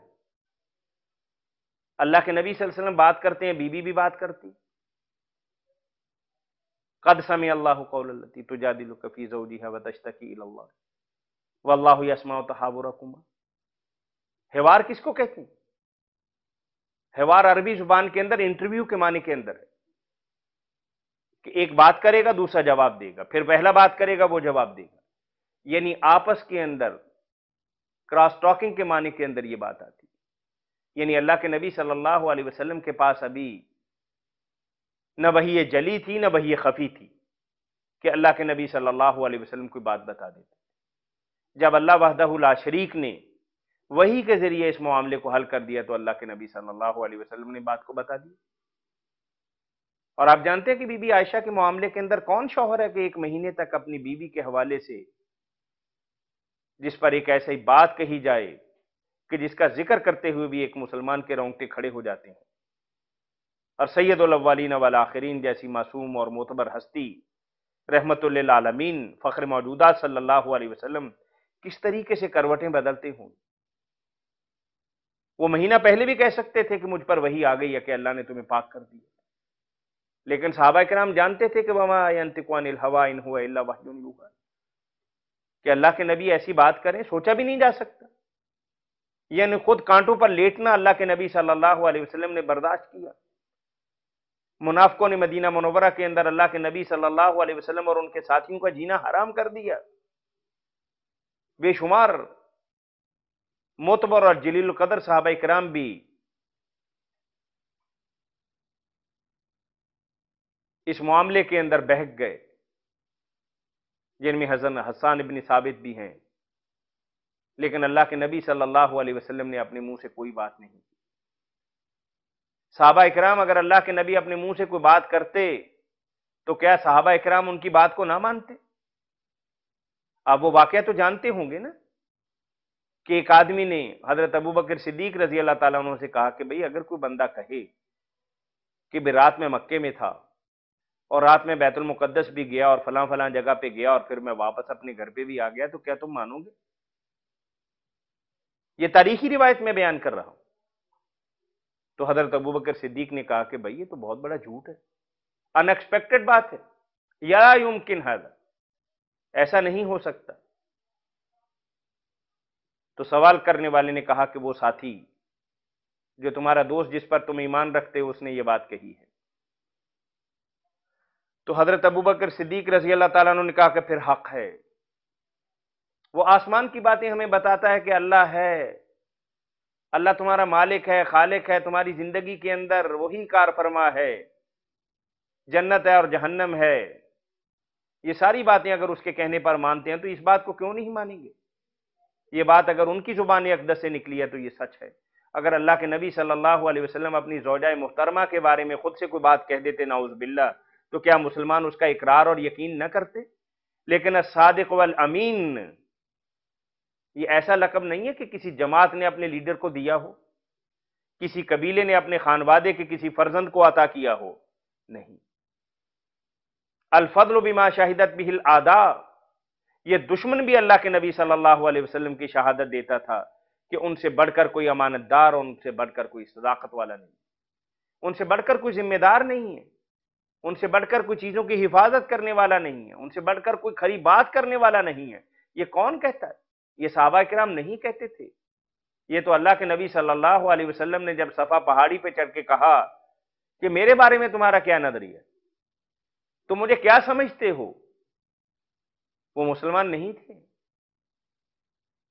اس میں تو ابو جہل، عتبہ، شیبہ، ربیعہ اور ابو لہب جیسے لوگ تھے کہ ما جربنا علیک الا صدق، کھرے ہیں آپ بات کے اندر بھی اور معاملے کے اندر بھی۔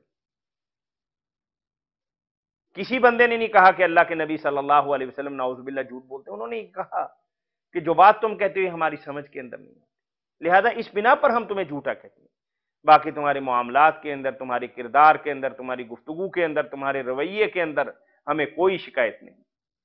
تو المختصر حدیث کو ماننا یہ ہمارے دین کا حصہ ہے، ہمارا دین ہے، توحید کے تقاضے ہیں۔ تو اللہ کے نبی صلی اللہ علیہ وسلم جو بھی بات کرتے تھے وہ قرآن ہی کی روشنی کے اندر تھی، اللہ کی ہدایت کے ساتھ تھی اور اللہ کے حکم کے ساتھ تھی۔ تو ہم بات کر رہے تھے کہ حدیث کی بے شمار قسمیں ہیں، مرفوع بھی ہے، موقوف بھی ہے اور مقطوع بھی ہے، اور پھر ہم نے بتایا تھا کہ صحیح بھی ہے اور ضعیف بھی اور موضوع بھی ہے۔ ایک صحیح ہے، ایک ضعیف ہے، ایک موضوع ہے۔ موضوع کو تو بنیادی طور پر حدیث کہا ہی نہیں جا سکتا، لیکن یہ بھی ایک عجیب بات ہے کہ اس کو بھی ہم حدیث کہتے ہیں۔ حدیث اس معنی کے اندر نہیں ہے کہ وہ کوئی معتبر چیز ہے، کوئی بہت اچھی چیز ہے۔ موضوع اس اعتبار سے کہتے ہیں کہ علماء حدیث اور ائمہ حدیث ان لوگوں کی خدمت کو دیکھیں کہ انہوں نے کھرے اور کھوٹے کو الگ کر دیا کہ بھئی دیکھو یہ مٹی ہے، یہ ریت ہے، یہ کیا ہے، یہ کوئی اور چیز ہے، اور یہ کیا ہے، یہ سونا ہے۔ یعنی کھرے اور کھوٹے کو الگ کرنے کے لیے یہ ساری ڈیفینیشنز اور ساری تقسیمات اور ساری باتیں کی، اور حدیث کی کتابوں کے اندر آپ دیکھیں گے، بے شمار کتابوں کے اندر آپ دیکھیں گے کہ یہ باتیں پائی جاتی ہیں، وہ بتاتے ہیں کہ یہ باتیں گڑی ہوئی ہیں، اور کیوں نہ گڑی جاتی، یہ بھی میں بتا دوں ایک بات، جو سکہ جس زمانے کے اندر رائج ہوگا اسی کے بارے میں لوگ جستجو کریں گے، جو منفعت بخش کاروبار ہوگا لوگوں کی کوشش ہوگی کہ سارے کے سارے وہی کاروبار کریں۔ اور آپ لوگ جانتے ہیں کہ محدثین قرون اولیٰ کے اندر بادشاہوں سے زیادہ ان کی عزت تھی، حکمرانوں سے زیادہ ان کا احترام تھا، اور کروڑوں اربوں کا مالک ہونے کی بجائے اگر کسی بندے کو پتہ چل جاتا کہ یہ محدث ہے، یہ حدیث کا علم جاننے والا ہے،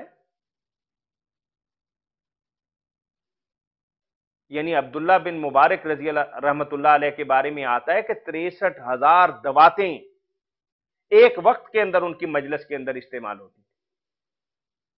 63,000 دواتیں، یہ قلم کا رواج نہیں تھا، مارکر اور پینسل کا رواج نہیں تھا، یعنی دوات کے ساتھ قلم کا استعمال کیا جاتا تھا۔ ایک ایک حدیث کو بیان کرتے ہوئے گھنٹوں گزر جاتے اور لوگ ہزاروں میل کا سفر طے کرتے ایک ایک حدیث کے لیے۔ 19 برس کے عرصے کے اندر امام بخاری نے صحیح بخاری لکھی، اور بتاتے ہیں کہ مجھے 1,00,000 حدیث یاد ہے اب بھی، لیکن ان میں سے چھان اور پھٹک کے بعد میں نے یہ 9,000 حدیثیں لکھی تاکہ کھرا اور کھوٹا الگ ہو جائے۔ یہ علماء کرام نے، یہ محدثین اعظام نے۔ آج ایک آدمی اسلام پر یہ الزام لگاتا ہے کہ یار کیسے تحقیق کریں گے کہ کھری اور کھوٹی کیسے پتہ چلے گا، اتنا انبار لگا ہوا ہے، یہ اس کی جہالت کی نشانی۔ دنیا کے اندر اس وقت بھی کھوٹے اور کھرے سکے پائے جاتے ہیں، لیکن کیا آدمی اصلی اور نقلی دوائیاں پائی جاتی ہیں؟ خوراک کے بارے میں آپ دیکھیے کہ ملاوٹ شدہ اور غیر ملاوٹ شدہ چیزیں پائی جاتی ہیں، تو کہیں انسان بھوکا مر جائے گا؟ کیا انسان دوائی کے بغیر خودکشی کی طرف آمادہ ہو جائے گا؟ جستجو کرے گا، تحقیق کرے گا؟ یہ تو اللہ تعالیٰ کا کھرب دفعہ احسان ہے کہ اللہ تعالیٰ نے امت مسلمہ کے اندر ایسے لوگ پیدا کر دیے کہ جنہوں نے اپنی کتابیں کچھ اس نہج پر مرتب کر دی کہ آپ کے لیے ایک پکا پکایا جو ہے وہ کھانا تیار ہو، آپ کو صرف ایک ہی تکلیف کرنی پڑے گی کہ آپ کھا لیجیے۔ آپ اسے استعمال کر لیجئے، آپ اس کے ذریعے اپنے دین کو اور اپنے اللہ کو راضی کر لیجئے اور دین کو سمجھ جائیے۔ سلسلۃ الاحادیث ضعیفہ 5000 کے لگ بھگ احادیث مبارکہ، علامہ ناصر الدین البانی اللہ کی کروڑوں رحمتیں اور برکتیں اور عنایتیں ہوں اس ہستی پر کہ انہوں نے موجودہ صدی کے اندر یہ بہت بڑا کارنامہ سر انجام دیا۔ اسی طریقے سے انہوں نے سلسلۃ الاحادیث صحیحہ جو 4500 کے لگ بھگ حدیثیں ہیں وہ الگ سے کر دی۔ اور پھر آپ کے سامنے میرے بھائی 2 کتابیں بالاتفاق، اصل میں 3 کتابیں ہیں، موطا امام مالک، صحیح بخاری اور مسلم، یہ بنیادی طور پر حدیث کی 3 کتابیں، لیکن موطا امام مالک کو وہ رتبہ اور وہ مقام ہمارے ایشیا کے اندر نہیں ملا، لیکن مغرب العربی کے اندر، مراکش کے اندر چلے جائیں، تیونس کے اندر چلے جائیں، لیبیا کے اندر چلے جائیں، ان ممالک کے اندر موطا کو آج بھی امام بخاری کی کتاب سے زیادہ معتبر سمجھا جاتا ہے۔ کیوں؟ اس کے اندر بات ہی ایسی بہترین قسم کے، وہ کہتے ہیں کہ میں مسجد نبوی کے اندر بیٹھتا تھا، ان 2 ستونوں کے درمیان 70 آدمی مجھے آ کے حدیث بیان کرتے تھے، لوگ ان سے آ کے دعائیں کروایا کرتے تھے، لیکن اتنے اچھے آدمی ہونے کے باوجود ان کا حافظہ کمزور تھا، میں ان سے بات نہیں لیا کرتا۔ یعنی یہ ان کا ایک کمال تھا۔ اور پھر اس لیے بھی میں موطا کا ذکر کر رہا ہوں کہ موطا کی تمام تر روایات، ایک بھی روایت ایسی نہیں ہے کہ جو مسلم اور بخاری کے اندر آج نہ ہو۔ تو اس لیے 2 ہی کتابیں، اگر آدمی اپنے دین کو صحیح کرنا چاہتا ہو، معاملات کو درست کرنا چاہتا ہو، دین کو سیکھنا چاہتا ہو، تو بخاری اور اس کو پڑھ لے۔ اور اس حوالے سے بھی فواد عبد الباقی مصر کے ایک عالم دین، انہوں نے بہترین ایک کتاب لکھی ہے، اللؤلؤ والمرجان فیما اتفق علیہ الشیخان۔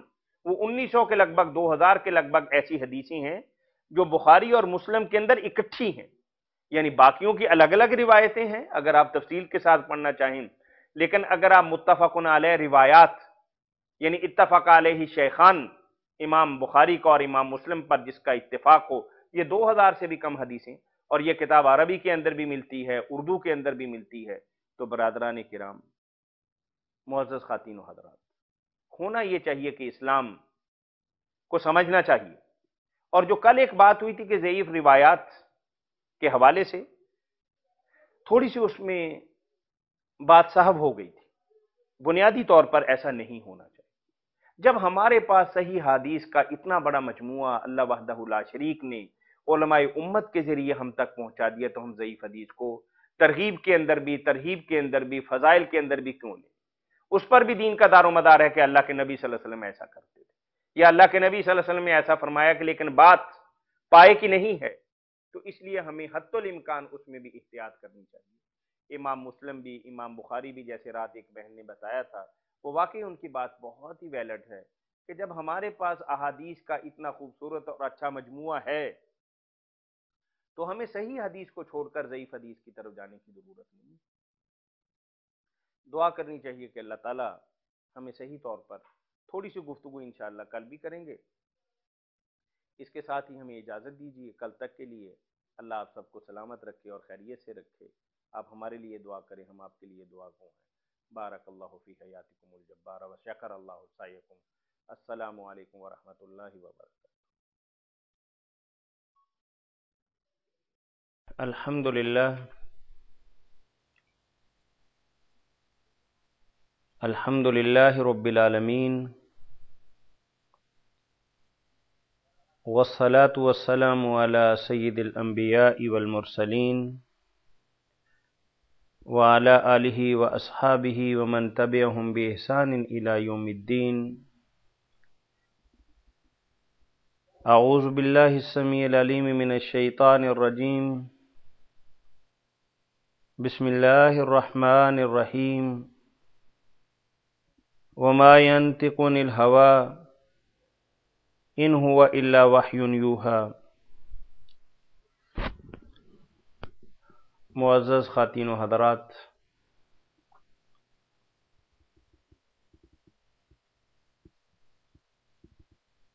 دین کے ماخذ، منبع اور مرکز، اور دین کے دوسرے بنیادی ستون جہاں سے ہم اللہ تعالیٰ کے احکامات اور نواہی سے رہنمائی لے سکتے ہیں، یعنی قرآن کریم کے بعد سنت رسول یا حدیث رسول صلی اللہ علیہ وسلم، اس حوالے سے آج ہماری گفتگو کا آخری دن ہے۔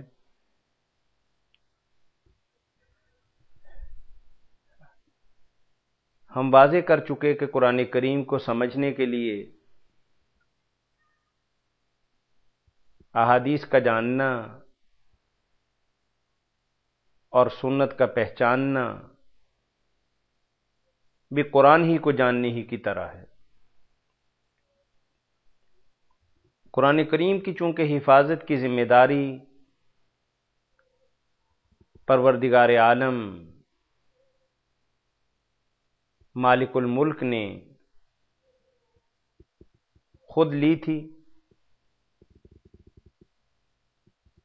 تورات بھی اللہ ہی کی کتاب تھی، انجیل بھی اللہ ہی کی کتاب تھی، زبور بھی اسی کی عطا کردہ ارشادات اور احکامات اور نواہی کا ایک مجموعہ تھا۔ لیکن چونکہ اللہ کے اپنے معاملات ہیں، اللہ کی اپنی حکمت ہے، اللہ کے اپنے فیصلے ہیں، اور اللہ نے انسانوں کو یہ بتایا کہ دیکھو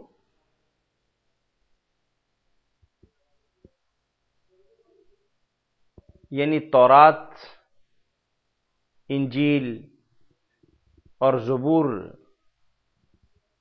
جن زبانوں کے اندر نازل ہوئیں، آج وہ زبانیں دنیا کے اندر ایک مردہ زبان کی حیثیت رکھتی ہے۔ آج پوری دنیا کے اندر عیسائی یا ان کی دوسری شاخ مسیحی غالب اکثریت کے ساتھ تعلق رکھتے ہیں۔ آدھی سے زیادہ آبادی پوری کائنات کی ان دو مذاہب کے ماننے والوں کی ہے، لیکن شاید چند ہی لوگ ایسے ہوں گے کہ جو اصل ان الہامی کتابوں کی زبان کو جانتے ہوں گے، اور نہ ہی اس غالب اکثریت کی کوشش ہے کہ وہ زبان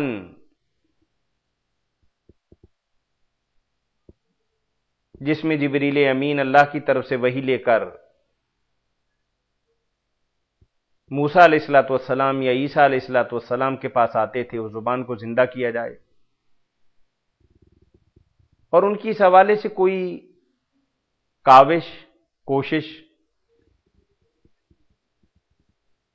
سٹرگل بھی ہمیں نظر نہیں آتی۔ اور آپ حیران ہوں گے کہ اتنی بڑی طاقت کے رکھنے کے باوجود یہ لوگ کیوں نہیں اپنی دینی زبان کو زندہ کرتے؟ جہاں تک میں ذاتی طور پر سمجھا ہوں،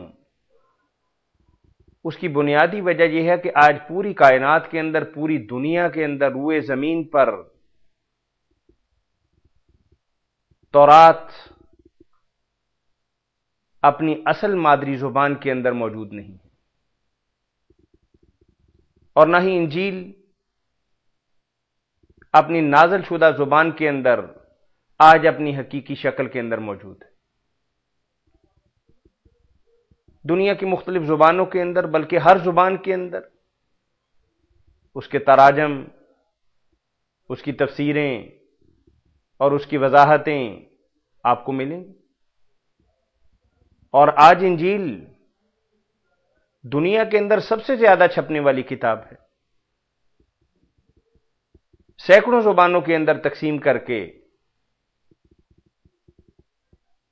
مشنری ادارے، یہ طاغوتی قوتیں اس کتاب کو تقسیم کرتے ہیں،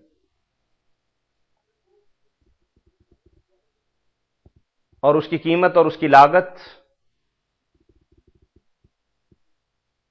سے بھی کم قیمت پر یا بالکل مفت، کاغذ اور جلد بے نظیر، لیکن بدقسمتی سے کوئی ایک انجیل بھی، کوئی ایک تورات کا نسخہ بھی اس کائنات کے اندر اب موجود نہیں ہے کہ جو اصل شکل کے اندر اللہ وحدہ لا شریک نے بھیجا تھا۔ اب وہ کس بات پر محنت کر رہے ہیں؟ اب اسی لیے تو آپ دیکھتے ہیں کہ تورات کی عبارتیں، انجیل کے پیراگراف اور انجیل کے سینٹنس اور اس کی عبارتیں ساری مختلف ہیں، اور ہر مذہب، ہر عقیدہ اور ہر فرقہ جو ہے اس کے پاس جو انجیل ہے وہ دوسرے سے متغیر ہے۔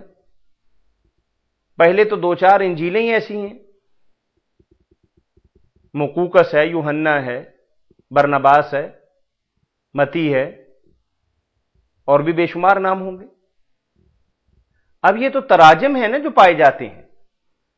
اب قرآن کریم کو بھی آپ دیکھیے گا کہ قرآن کریم آج سے 1500 برس پہلے جن الفاظ کے ساتھ، جن اعرابات کے ساتھ، جس ترتیب کے ساتھ اور جس طریقے سے نازل ہوا تھا، آج 15 صدیاں گزرنے کے باوجود وہ اپنی اصلی شکل کے اندر موجود ہے۔ یہ الگ بات ہے کہ آج ہر فرقے نے قرآن کریم کو ایک کھیل بنایا ہوا ہے۔ قرآن کے الفاظ تو نہیں بدل سکتے، قرآن کی صورتوں کو تو آگے پیچھے نہیں کر سکتے، اس کے جملوں کے اندر کوئی اپنی بات تو داخل نہیں کر سکتے، کیوں وہ تو اللہ وحدہ لا شریک کے ایک مضبوط حصار کے اندر ہے، القوی، وہ اس کی حفاظت کرنے والا۔ اب ظاہر ہے کہ ایک ہی چور دروازہ باقی بچتا تھا، اور وہ چور دروازہ تھا کہ معانی کی شکل کے اندر، تراجم کی شکل کے اندر، تفسیر کی شکل کے اندر اس میں اپنے نظریات، اپنے خیالات اور اپنے جذبات کو سمیٹا جائے اور گھسیٹا جائے۔ وہ تو ہو رہا ہے کام، لیکن اللہ تعالی وحدہ لا شریک کی کتاب اپنی تمام تر رعنائیوں اور خوبیوں کے ساتھ آج بھی سرسبز و شاداب اپنی اصلی شکل کے اندر موجود ہے۔ اگر کوئی آدمی اپنی مرضی کا اس سے معنی نکالتا ہے تو قرآن کی حقانیت اور کی حفاظت پر کوئی حرف نہیں آتا، کہ آنے والا کل آ کے یہ بات کہتا ہے کہ یار یہ تم نور کا جو ترجمہ کر رہے ہو یہ قرآن کی کس آیت کا ترجمہ ہے؟ تم جو قرآن کی بات بتا رہے ہو یہ تو معنی اس کے ساتھ متغیر ہیں، متفاوت ہیں، بالکل الگ ہیں، اس کا یہ معنی نہیں ہے۔ یہ اللہ تعالیٰ نے ایک دروازہ کھلا رکھا ہوا کہ قرآن کریم کی حکمت اور اس کے معانی پر غور اور فکر اور تدبر اور سوچ و بچار کا ایک میدان کھلا رکھا جائے، لیکن اس کے الفاظ، اس کے جملے، اس کی آیات، اس کی صورتیں زیر زبر کی تقدیم و تاخیر اور تبدیلی کے بغیر قیامت تک محفوظ رہے۔ آج قرآن کریم کا نسخہ نکال لیجئے، امریکہ اور یورپ کے اندر پڑھا جانے والا قرآن کریم کا نسخہ وہی انتہائی جاہل افریقہ کے غاروں کے اندر انتہائی غیر متمدن اقوام کے پاس بھی وہی پڑھا جاتا، یعنی مراکش سے لے کر دنیا کے آخری کونے تک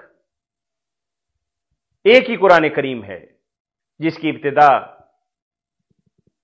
سورہ فاتحہ کے بعد الف لام میم سے ہوتی ہے اور اس کی انتہا والناس تک ہوتی۔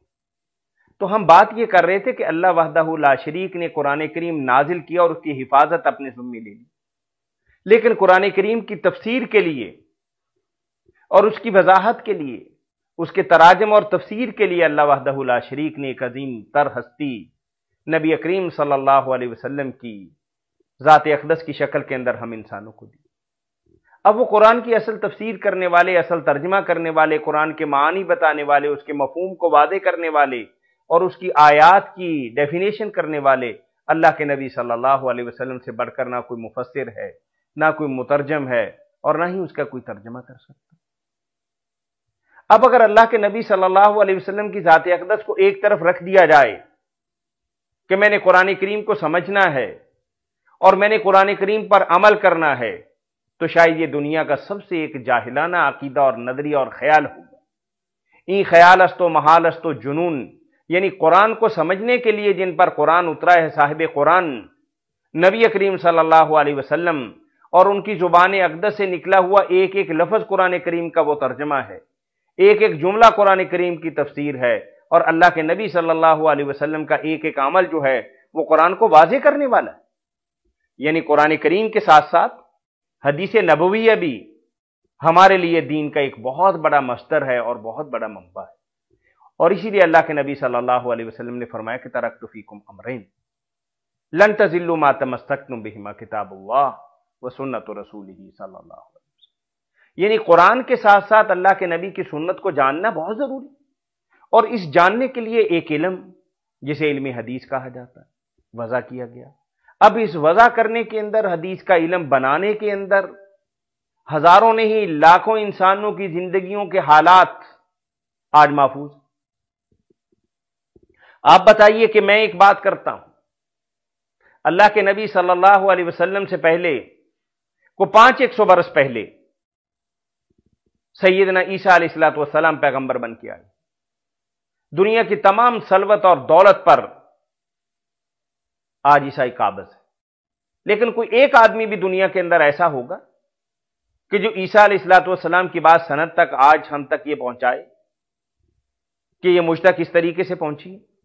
لیکن نبی کریم صلی اللہ علیہ وسلم کی حیات مبارکہ آفرین ہے اس پر، اور صحابہ کرام کی اور علماء کرام کی اور محدثین کی اور فقہاء امت کی اتنی بڑی قربانیاں کہ عقل دنگ رہ جاتی ہے کہ آج بھی ایک انسان اللہ کے نبی صلی اللہ علیہ وسلم کی طرف ایک بات منسوب کرتا ہے اور درمیان کے اندر کوئی ایک کڑی بھی، کوئی ایک ذرہ برابر بھی خلا آپ کو نہیں پائے۔ وہ بتاتا ہے کہ اللہ کے نبی صلی اللہ علیہ وسلم نے بات کی، یہ بات حضرت عمر فاروق تک پہنچی، عمر فاروق سے ان کے بیٹے حضرت عبداللہ بن عمر تک پہنچی، عبداللہ بن عمر سے ان کے بیٹے نافع تک پہنچی، نافع سے حضرت مالک تک پہنچی، اور حضرت مالک کے بعد ان کے شاگردوں تک پہنچی، اور پھر اس کے بعد یہ سلسلہ آپ تک چلتا رہا۔ یعنی آج بھی اللہ کے نبی صلی اللہ علیہ وسلم کی سینکڑوں نہیں ہزاروں حدیثیں پوری سند کے ساتھ آپ لوگوں کے سامنے بیان کی جا سکتی، اور یہ ایک بہت بڑا علم ہے۔ یہ ایسے نہیں ہے کہ کسی کے بارے میں کہہ دیا کہ یہ راوی ضعیف ہے، اور کسی کے بارے میں کہہ دیا یہ کذاب ہے، یا کسی کے بارے میں کہہ دیا کہ یہ ضعیف ہے، یا کسی کے بارے میں کہہ دیا کہ اس پر جھوٹ کی تہمت لگائی جا سکتی ہے۔ ایسی بات ہرگز نہیں۔ یہ ایک علم ہے اور باقاعدہ مدون ہوا ہے، اور کن لوگوں نے مدون کیا ہے؟ یہ ائمہ حدیث۔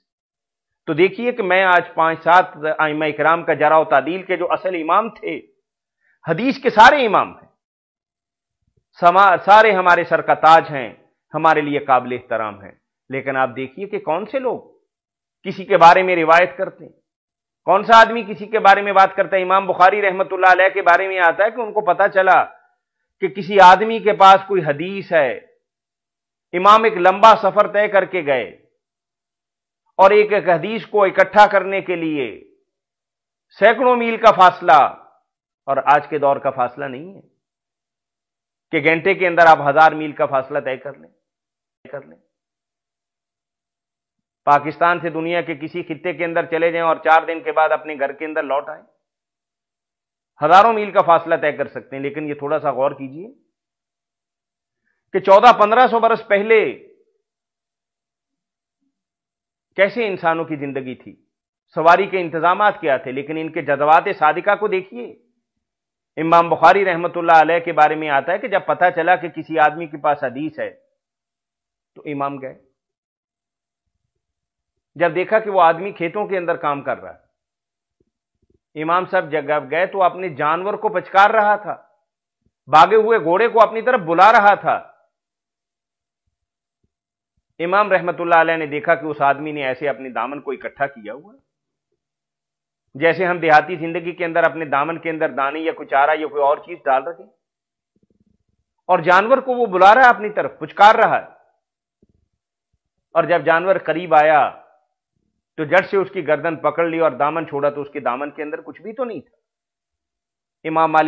امام بخاری رحمت اللہ علیہ وہاں سے واپس ہو گئے۔ آدمی نے پوچھا کہ بھائی اجنبی ہو, حکم کرو کیسے آنا ہوا. امام صاحب کہتے یار کوئی بات نہیں. وہ آدمی اصرار کرتا ہے کہ بھائی لمبے سفر سے لگتے ہو, مسافر آدمی ہو, اجنبی ہو, پردیسی ہو, بتاؤ حکم کیا ہے. وہ کہتے یار پتا چلا تھا کہ آپ کے پاس اللہ کے نبی صلی اللہ علیہ وسلم کی کوئی حدیث ہے تو میں اس لیے آیا. اس نے کہا ہاں میرے پاس حدیث ہے. آپ نے فرمایا کہ نہیں, میں تم سے حدیث نہیں لوں گا. میرا سفر جو بھی تھا کتنا ہی لمبا اور مصیبت والا, مشقت والا, صعوبت والا, دقت والا تھا, میرے پاؤں میں آبلے پڑ گئے, لیکن میں آپ سے حدیث نہیں لوں گا. کہ تم ایک جانور کے ساتھ بددیانتی کرتے, یعنی اپنے دامن کو تم نے اکٹھا کیا اس کو دھوکہ دینے کے لیے, تو اس دھوکے باز کی حدیث میں لے لوں. اور امام بخاری رحمت اللہ علیہ کہتے ہیں کہ جب بھی میں نے کوئی حدیث لکھنی تھی 16-17 برس کی عمر کے اندر, یعنی محنت شاقہ اور دن رات کی مشقت اور دقت کے بعد بھی امام بخاری رحمت اللہ علیہ کہتے ہیں کہ جب بھی میں نے حدیث لکھنی ہوتی تھی تو پہلے میں 2 رکعت نماز پڑھتا, باوضو ہوتا, اور پھر اس کے بعد میں اللہ کے نبی صلی اللہ علیہ وسلم کی حدیث مبارکہ لکھتا. یہ کہ معمولی کام ہے؟ یعنی 6 لاکھ انسانوں کا آج تاریخ عالم کے اندر ان کا تذکرہ محفوظ ہے.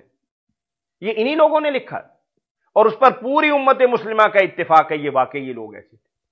یعنی انہوں نے بتایا کہ یہ آدمی حافظے کے اعتبار سے اچھا نہیں ہے, ذہن کے اعتبار سے دیندار ہے, سمجھدار ہے, ذمہ دار ہے, لیکن کچھ اس کا دماغ جو ہے وہ ڈھیلی ڈالی بات کر جاتا ہے, بعض اوقات بھول جاتا ہے, بعض اوقات کوئی اور بات کر لیتا ہے. تو انہوں نے اس کی حدیثیں نہیں. تو دیکھیے یہ 7 جرح و تعدیل کے بہت بڑے امام ہیں. سب سے پہلے امام احمد بن حنبل رحمت اللہ علیہ سن 174 کے اندر پیدا ہوئے اور 241 کے اندر ان کا انتقال ہوا.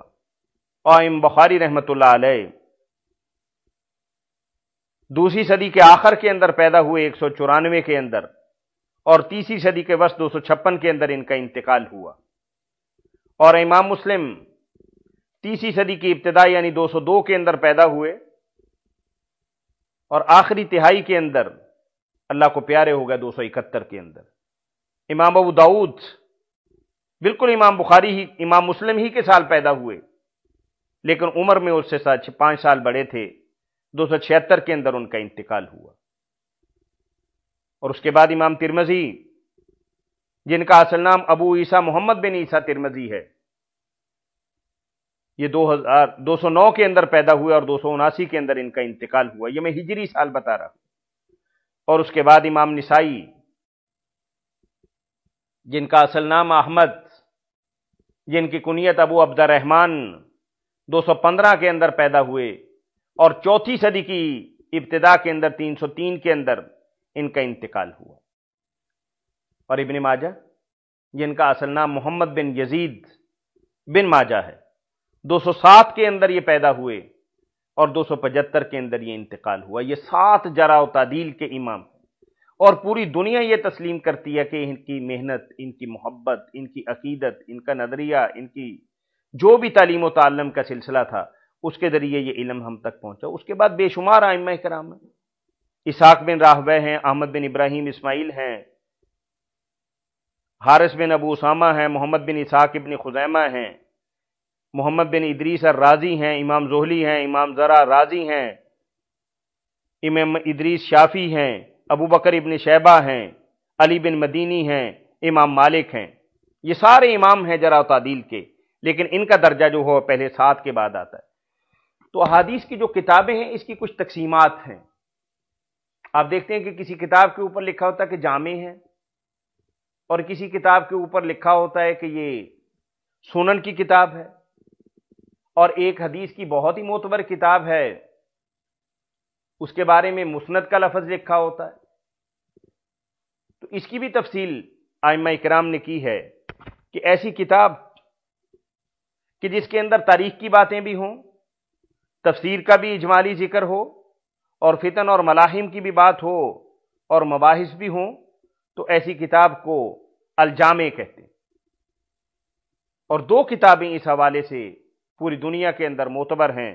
ایک تو امام بخاری کی کتاب ہے, اور ایک امام ترمذی جن کا اصل نام ہم نے بتایا کہ ابو عیسیٰ محمد بن عیسیٰ ترمذی ان کا نام ہے. اور کچھ سنن کی کتابیں ہیں کہ صرف جس میں احکام جمع ہوں، یعنی کیا کرنا ہے، کیسے کرنا ہے، نہ تاریخ کا ذکر ہوگا، نہ تفسیر کا ذکر ہوگا، نہ ملاحم کا ذکر ہوگا، نہ فتن کی بات ہوگی، نہ اور کوئی مباحث ہوں گے، سنن کا ذکر ہوگا، احکام کی بات ہوگی، جیسے سنن القبری للبہقی، امام بہقی کی کتاب ہے۔ اور اس کے علاوہ آپ دیکھیں گے کہ بعض دفعہ ایک امام کسی خاص مسئلے پر چند حدیثیں اکٹھی کر دیتا ہے، جیسے امام بخاری رحمۃ اللہ علیہ نے امام کے پیچھے آیا فاتحہ پڑھی جائے گی یا نہیں پڑھی جائے گی، اس کے متعلق ساری حدیثیں ایک کتابچے کے اندر اکٹھی کر دیں، ایک چھوٹی کتاب کے اندر اکٹھی کر دیں جس کو جز کہا جاتا ہے۔ اور پھر اس کے بعد اللہ کے نبی صلی اللہ علیہ وسلم کی ایک حدیث مبارکہ ہے کہ اللہ تعالیٰ سرسبز و شاداب رکھے اس انسان کو جو میری حدیث کو پڑھتا ہے، پھر یاد کرتا ہے، پھر دوسروں تک پہنچاتا ہے۔ اسی طریقے سے اللہ کے نبی صلی اللہ علیہ وسلم نے فرمایا کہ جو میری 40 حدیثیں یاد کرے اور لوگوں کو بتائے، اس کے لیے بہت بڑی خوش نصیبی۔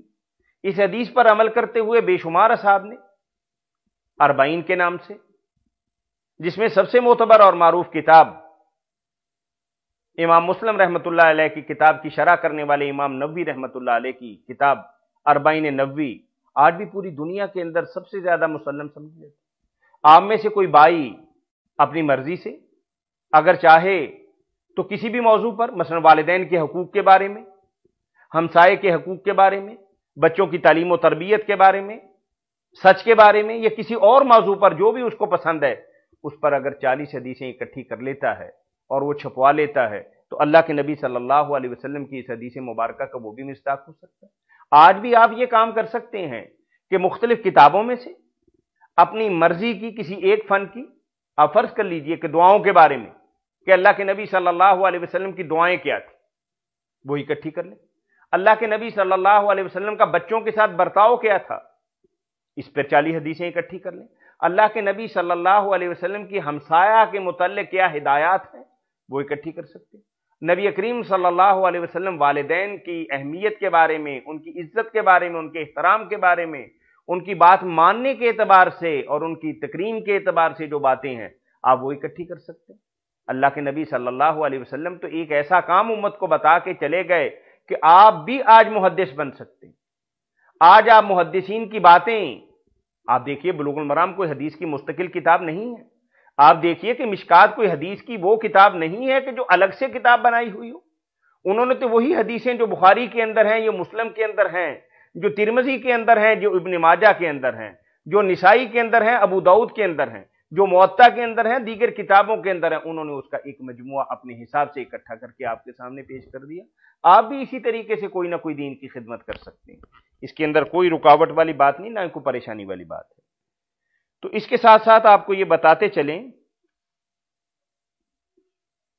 کہ اس وقت مختلف کتابوں کے اندر جو حدیثیں پائی جاتی ہیں، تو جیسا کہ ہم نے عرض کیا تھا کہ بخاری کے اندر 9082 حدیثیں ٹوٹل ہیں، اور اس میں سے 6000 کے لگ بھگ وہ حدیثیں ہیں کہ جو تکرار کے ساتھ، یعنی کسی ایک ٹکڑے کو کسی ایک استدلال کے لیے، اپنی بات کی وضاحت کرنے کے لیے، یا کسی بطور نوٹ وہ روایت بیان کی ہے، اگر ان سب کو نکال دیا جائے اور ان حدیثوں کو اگر بالجملہ اکٹھا کیا جائے تو ان کی ٹوٹل تعداد، جیسا کہ میں نے پرسوں عرض کیا تھا، کہ 2602 حدیثیں بنتی ہیں، اور امام مسلم رحمۃ اللہ علیہ کی کتاب کے اندر 4000 حدیثیں۔ اور آپ دیکھیے کہ امام مسلم رحمۃ اللہ علیہ نے جب اپنی کتاب لکھی تو امام بخاری کی نقل نہیں کی۔ امام بخاری نے اپنی کتاب کی ابتدا ایک باب سے کر دی کہ یہاں سے کتاب شروع ہو، لیکن امام مسلم رحمۃ اللہ علیہ نے ایک بہت خوبصورت کام کیا کہ اپنی کتاب سے پہلے ایک بہت ہی لمبا چوڑا دیباچہ اور بہت ہی ایک بڑا مقدمہ اور کتاب کی غرض و غایت اور اس میں اختیار کیے جانے والے قانون اور ضابطے امام صاحب نے واضح کر دی، اور اس کی تبویب بھی کر دی، اور اس کے سارے معاملات جو ہیں وہ قوم اور امت کے سامنے پیش کر دی۔ تو اسی طریقے سے ہم یہ بتاتے تھے کہ بے شمار کتابیں ہیں، اور وہ حدیث کی تقسیمات بھی ہم بتا چکے کہ حدیث کی 2-3 تقسیمات ہیں جو آپ لوگ جانتے ہیں۔ اب میں 4-5 حدیثیں آپ کے سامنے ایسی بیان کروں گا کہ جس کے بارے میں ہماری قوم کا یہ نظریہ ہے کہ یہ حدیثیں صحیح ہیں، لیکن آپ دیکھیے کہ زبان زد عام حدیثیں جو ہیں وہ اب اللہ تعالیٰ کا کتنا کرم اور فضل اور احسان ہو گیا کہ امت نے کھرے اور کھوٹے کو، سچ اور جھوٹ کو، طاقت اور کمزور کو، ہر چیز کو الگ الگ کر کے بتا دیا کہ یہ کتاب ہے کہ جس کے اندر کو 5-4 مثالیں دی ہوئی ہیں کہ الاحادیث الضعیفۃ والموضوع، یعنی ضعیف حدیثیں اور موضوع حدیثیں۔ میں نے اس میں عرض کیا تھا کہ امام البانی رحمۃ اللہ علیہ کی وہ کتاب تو آپ کی نظر کے اندر ہوگی، جو 2 کتابیں ان کی مسلمہ ہیں اس وقت پوری دنیا کے اندر وہ شہرت دوام حاصل کر چکی ہیں، سلسلۃ الاحادیث الضعیفۃ والموضوع، اور ایک ان کی کتاب ہے سلسلۃ الاحادیث الصحیحہ، یہ مختلف جلدوں کے اندر، اور پوری انہوں نے ایک حدیث بیان کر کے اس کے نیچے لکھ دیا کہ اس کو ہم اس لیے کہتے ہیں کہ یہ حدیث جو ہے یہ کمزور ہے، اور یہ ہم اس لیے بتاتے ہیں کہ یہ ضعف ہے، اور ضعف کی وجہ بھی بیان کرتے ہیں۔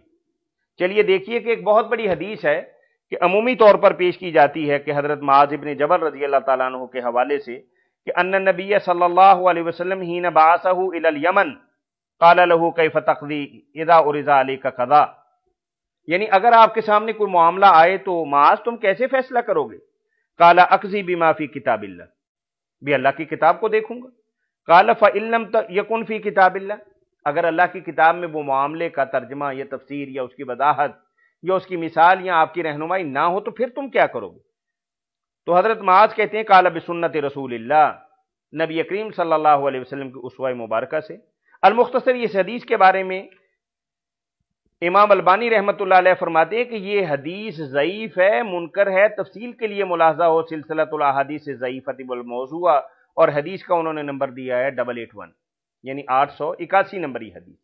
اور ایک حدیث بہت ہی زیادہ پیش کی جاتی ہے کہ اختلاف امتی رحمہ، یعنی ہم نے ایک دین کو مذاق بنا لیا، ڈنگ بنا لیا کہ جہاں 2 آدمی جھگڑا کر رہے ہیں تو ہم یہ کہنے لگ جاتے ہیں کہ یار اس سے تو علم پھیلتا ہے، علم پھیلنا چاہیے، لیکن علم کے حوالے سے، دین کے حوالے سے 2 رائے نہیں ہونی چاہیے بنیادی طور پر دین کے بارے میں۔ اب یہ حدیث پیش کی جاتی ہے کہ یہ حدیث ہے کہ اختلاف امتی رحمہ، اس کے بارے میں بھی یہ بات ہے کہ یہ سلسلہ حدیث ضعیفہ کے اندر 57 نمبر حدیث ہے، اس کی کوئی بنیاد ہی نہیں، بالکل بے اصل حدیث ہے، یعنی ضعیف تو بہت دور کی بات ہے۔ اور ایک حدیث بیان کی جاتی ہے کہ اصحابی کالنجوم بأیہم اقتدیتم اہتدیتم، میرے صحابہ ستاروں کی مانند ہیں۔ یہ حدیث موضوع ہے، من گڑت ہے، جعلی ہے، اس کی کوئی اصل نہیں، اس کی کوئی سند نہیں، یہ 62 نمبر حدیث، اور اس کے علاوہ کچھ اور بھی حدیثیں ہیں۔ تو الحمدللہ اس وقت ام مسلمہ نے بہت بڑا کام کر دیا، آپ کے لیے اللہ تعالیٰ نے بہت آسانی کر دی کہ پکا پکایا بنا بنایا ایک گلدستہ احادیث صحیحہ کی شکل کے اندر، احادیث ضعیفہ اور موضوعہ کی شکل کے اندر آپ کے سامنے ہے، تو اس کے مطابق اپنی زندگی کو اپنانا چاہیے، اور ہمارا دین کا کام کرنے والوں کو خاص طور پر ضعیف حدیثیں اور من گھڑت حدیثیں اور اس طرح کی باتوں سے احتراز کرنا چاہیے۔ دعا ہے کہ اللہ تعالی ہمیں صراط مستقیم پر عمل کرنے کی توفیق عنایت فرمائے۔ وآخر دعوانا ان الحمد للہ رب العالمین۔